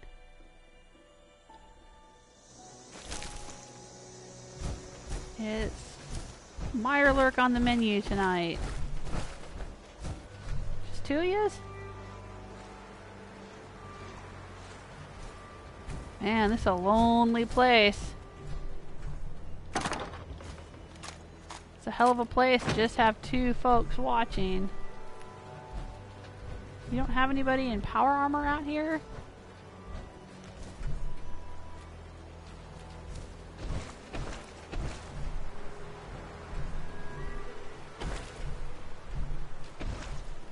Oh, is that a respawning? He's got a helmet on, I think.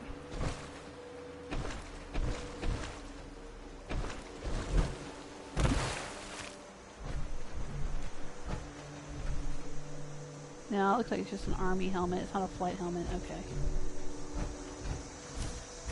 There's a rare variant, I think it's brown, of flight helmet.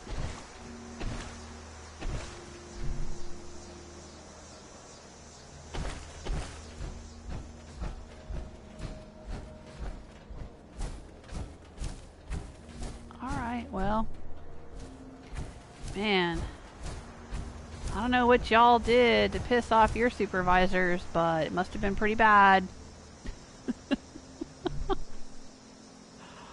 Must have been pretty bad. Hey there. We may have liberated the Commonwealth, but our job is far from over. Okay.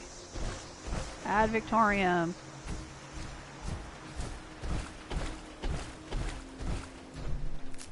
Grab these silt beans. I didn't stream last week. Normally I do Fallout Fridays every Friday, and I have done for a few years now.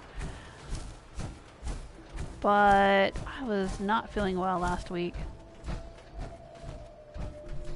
I sent out a little notice on Twitter. If anyone wants to follow me on Twitter, just look for Jewel Smith, or my Twitch channel is also Jewel Smith. My YouTube channel is Jewel Smith. What the heck? What happened? Oh, again? I have no choice. What happened? What happened? Who attacked us this time? More raiders? Jeez Louise. It's gotta be because I hit level 100 recently. And so just everything is getting attacked like crazy. Ugh, all these raider bodies. It's gonna be like that bog in Lord of the Rings. All the floating bodies in it. That one that Sam and Frodo had to go through. Yeesh. Alright.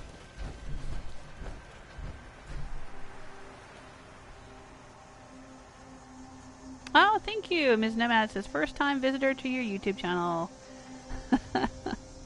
Well, welcome. I'm glad you stopped by.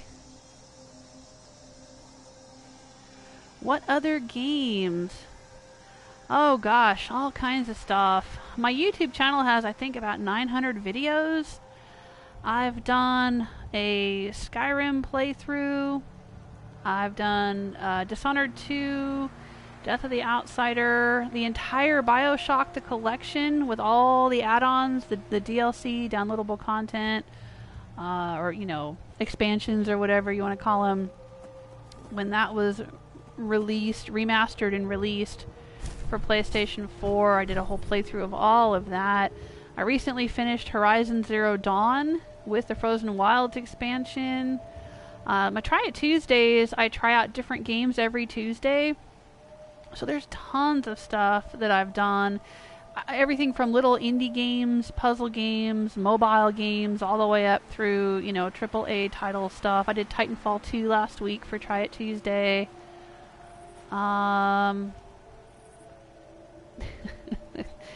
Brahman's backside there in the background. Yeah, that's about right. There we go. But you can find me at patreon.com/JewelSmith. There's nothing behind a paywall over there. You don't even have to be registered with the website. You should be able to see my Patreon page. And that has my schedule. It has more information about me. It has links to other things that I do.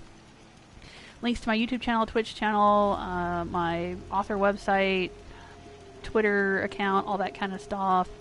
I do post updates on Patreon, and I try to tweet updates on Twitter. Like last week when I was sick, I tweeted that I wouldn't be streaming because I didn't feel well.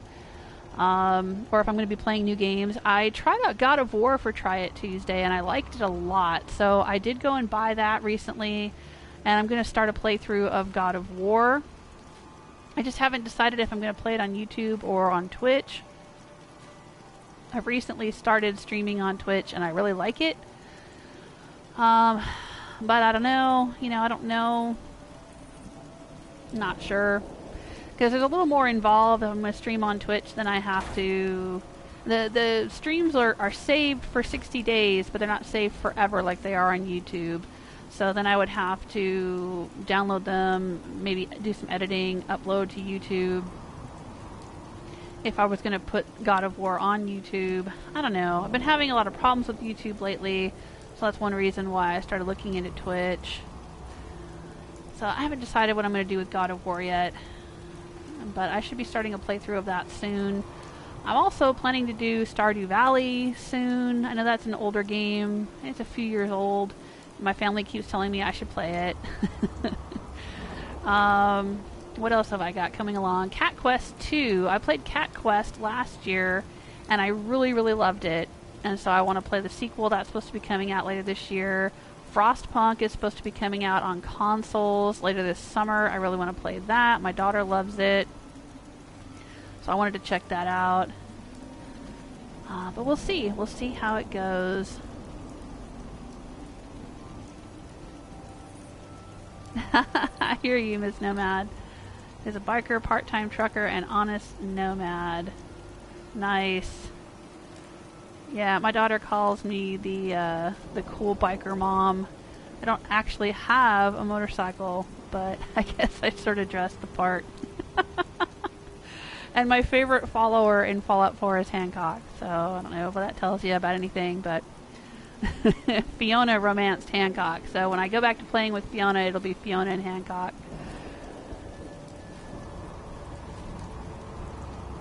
Oh, cool. Sulfur says I would watch the living shit out of a Stardew Valley stream of you. Really? See, that's the thing. Like, I don't know that much about. My husband's giving you the thumbs up. Mr. Joel Smith is giving the thumbs up. He's been after me to play this game, and my oldest daughter has been after me to play it. They think I would love it. And I just haven't played it. I was trying to finish up Horizon Zero Dawn, but life kept getting in the way between all the different surgeries and life crises and moving last month and everything. It's just been crazy. Oh, nice. Ms. Nomad has a 1986 gold wing. Aspencade. S-E-I. Oh, I'll have to look that up and see what it looks like. It's Honda, right? Is Honda do the gold wings?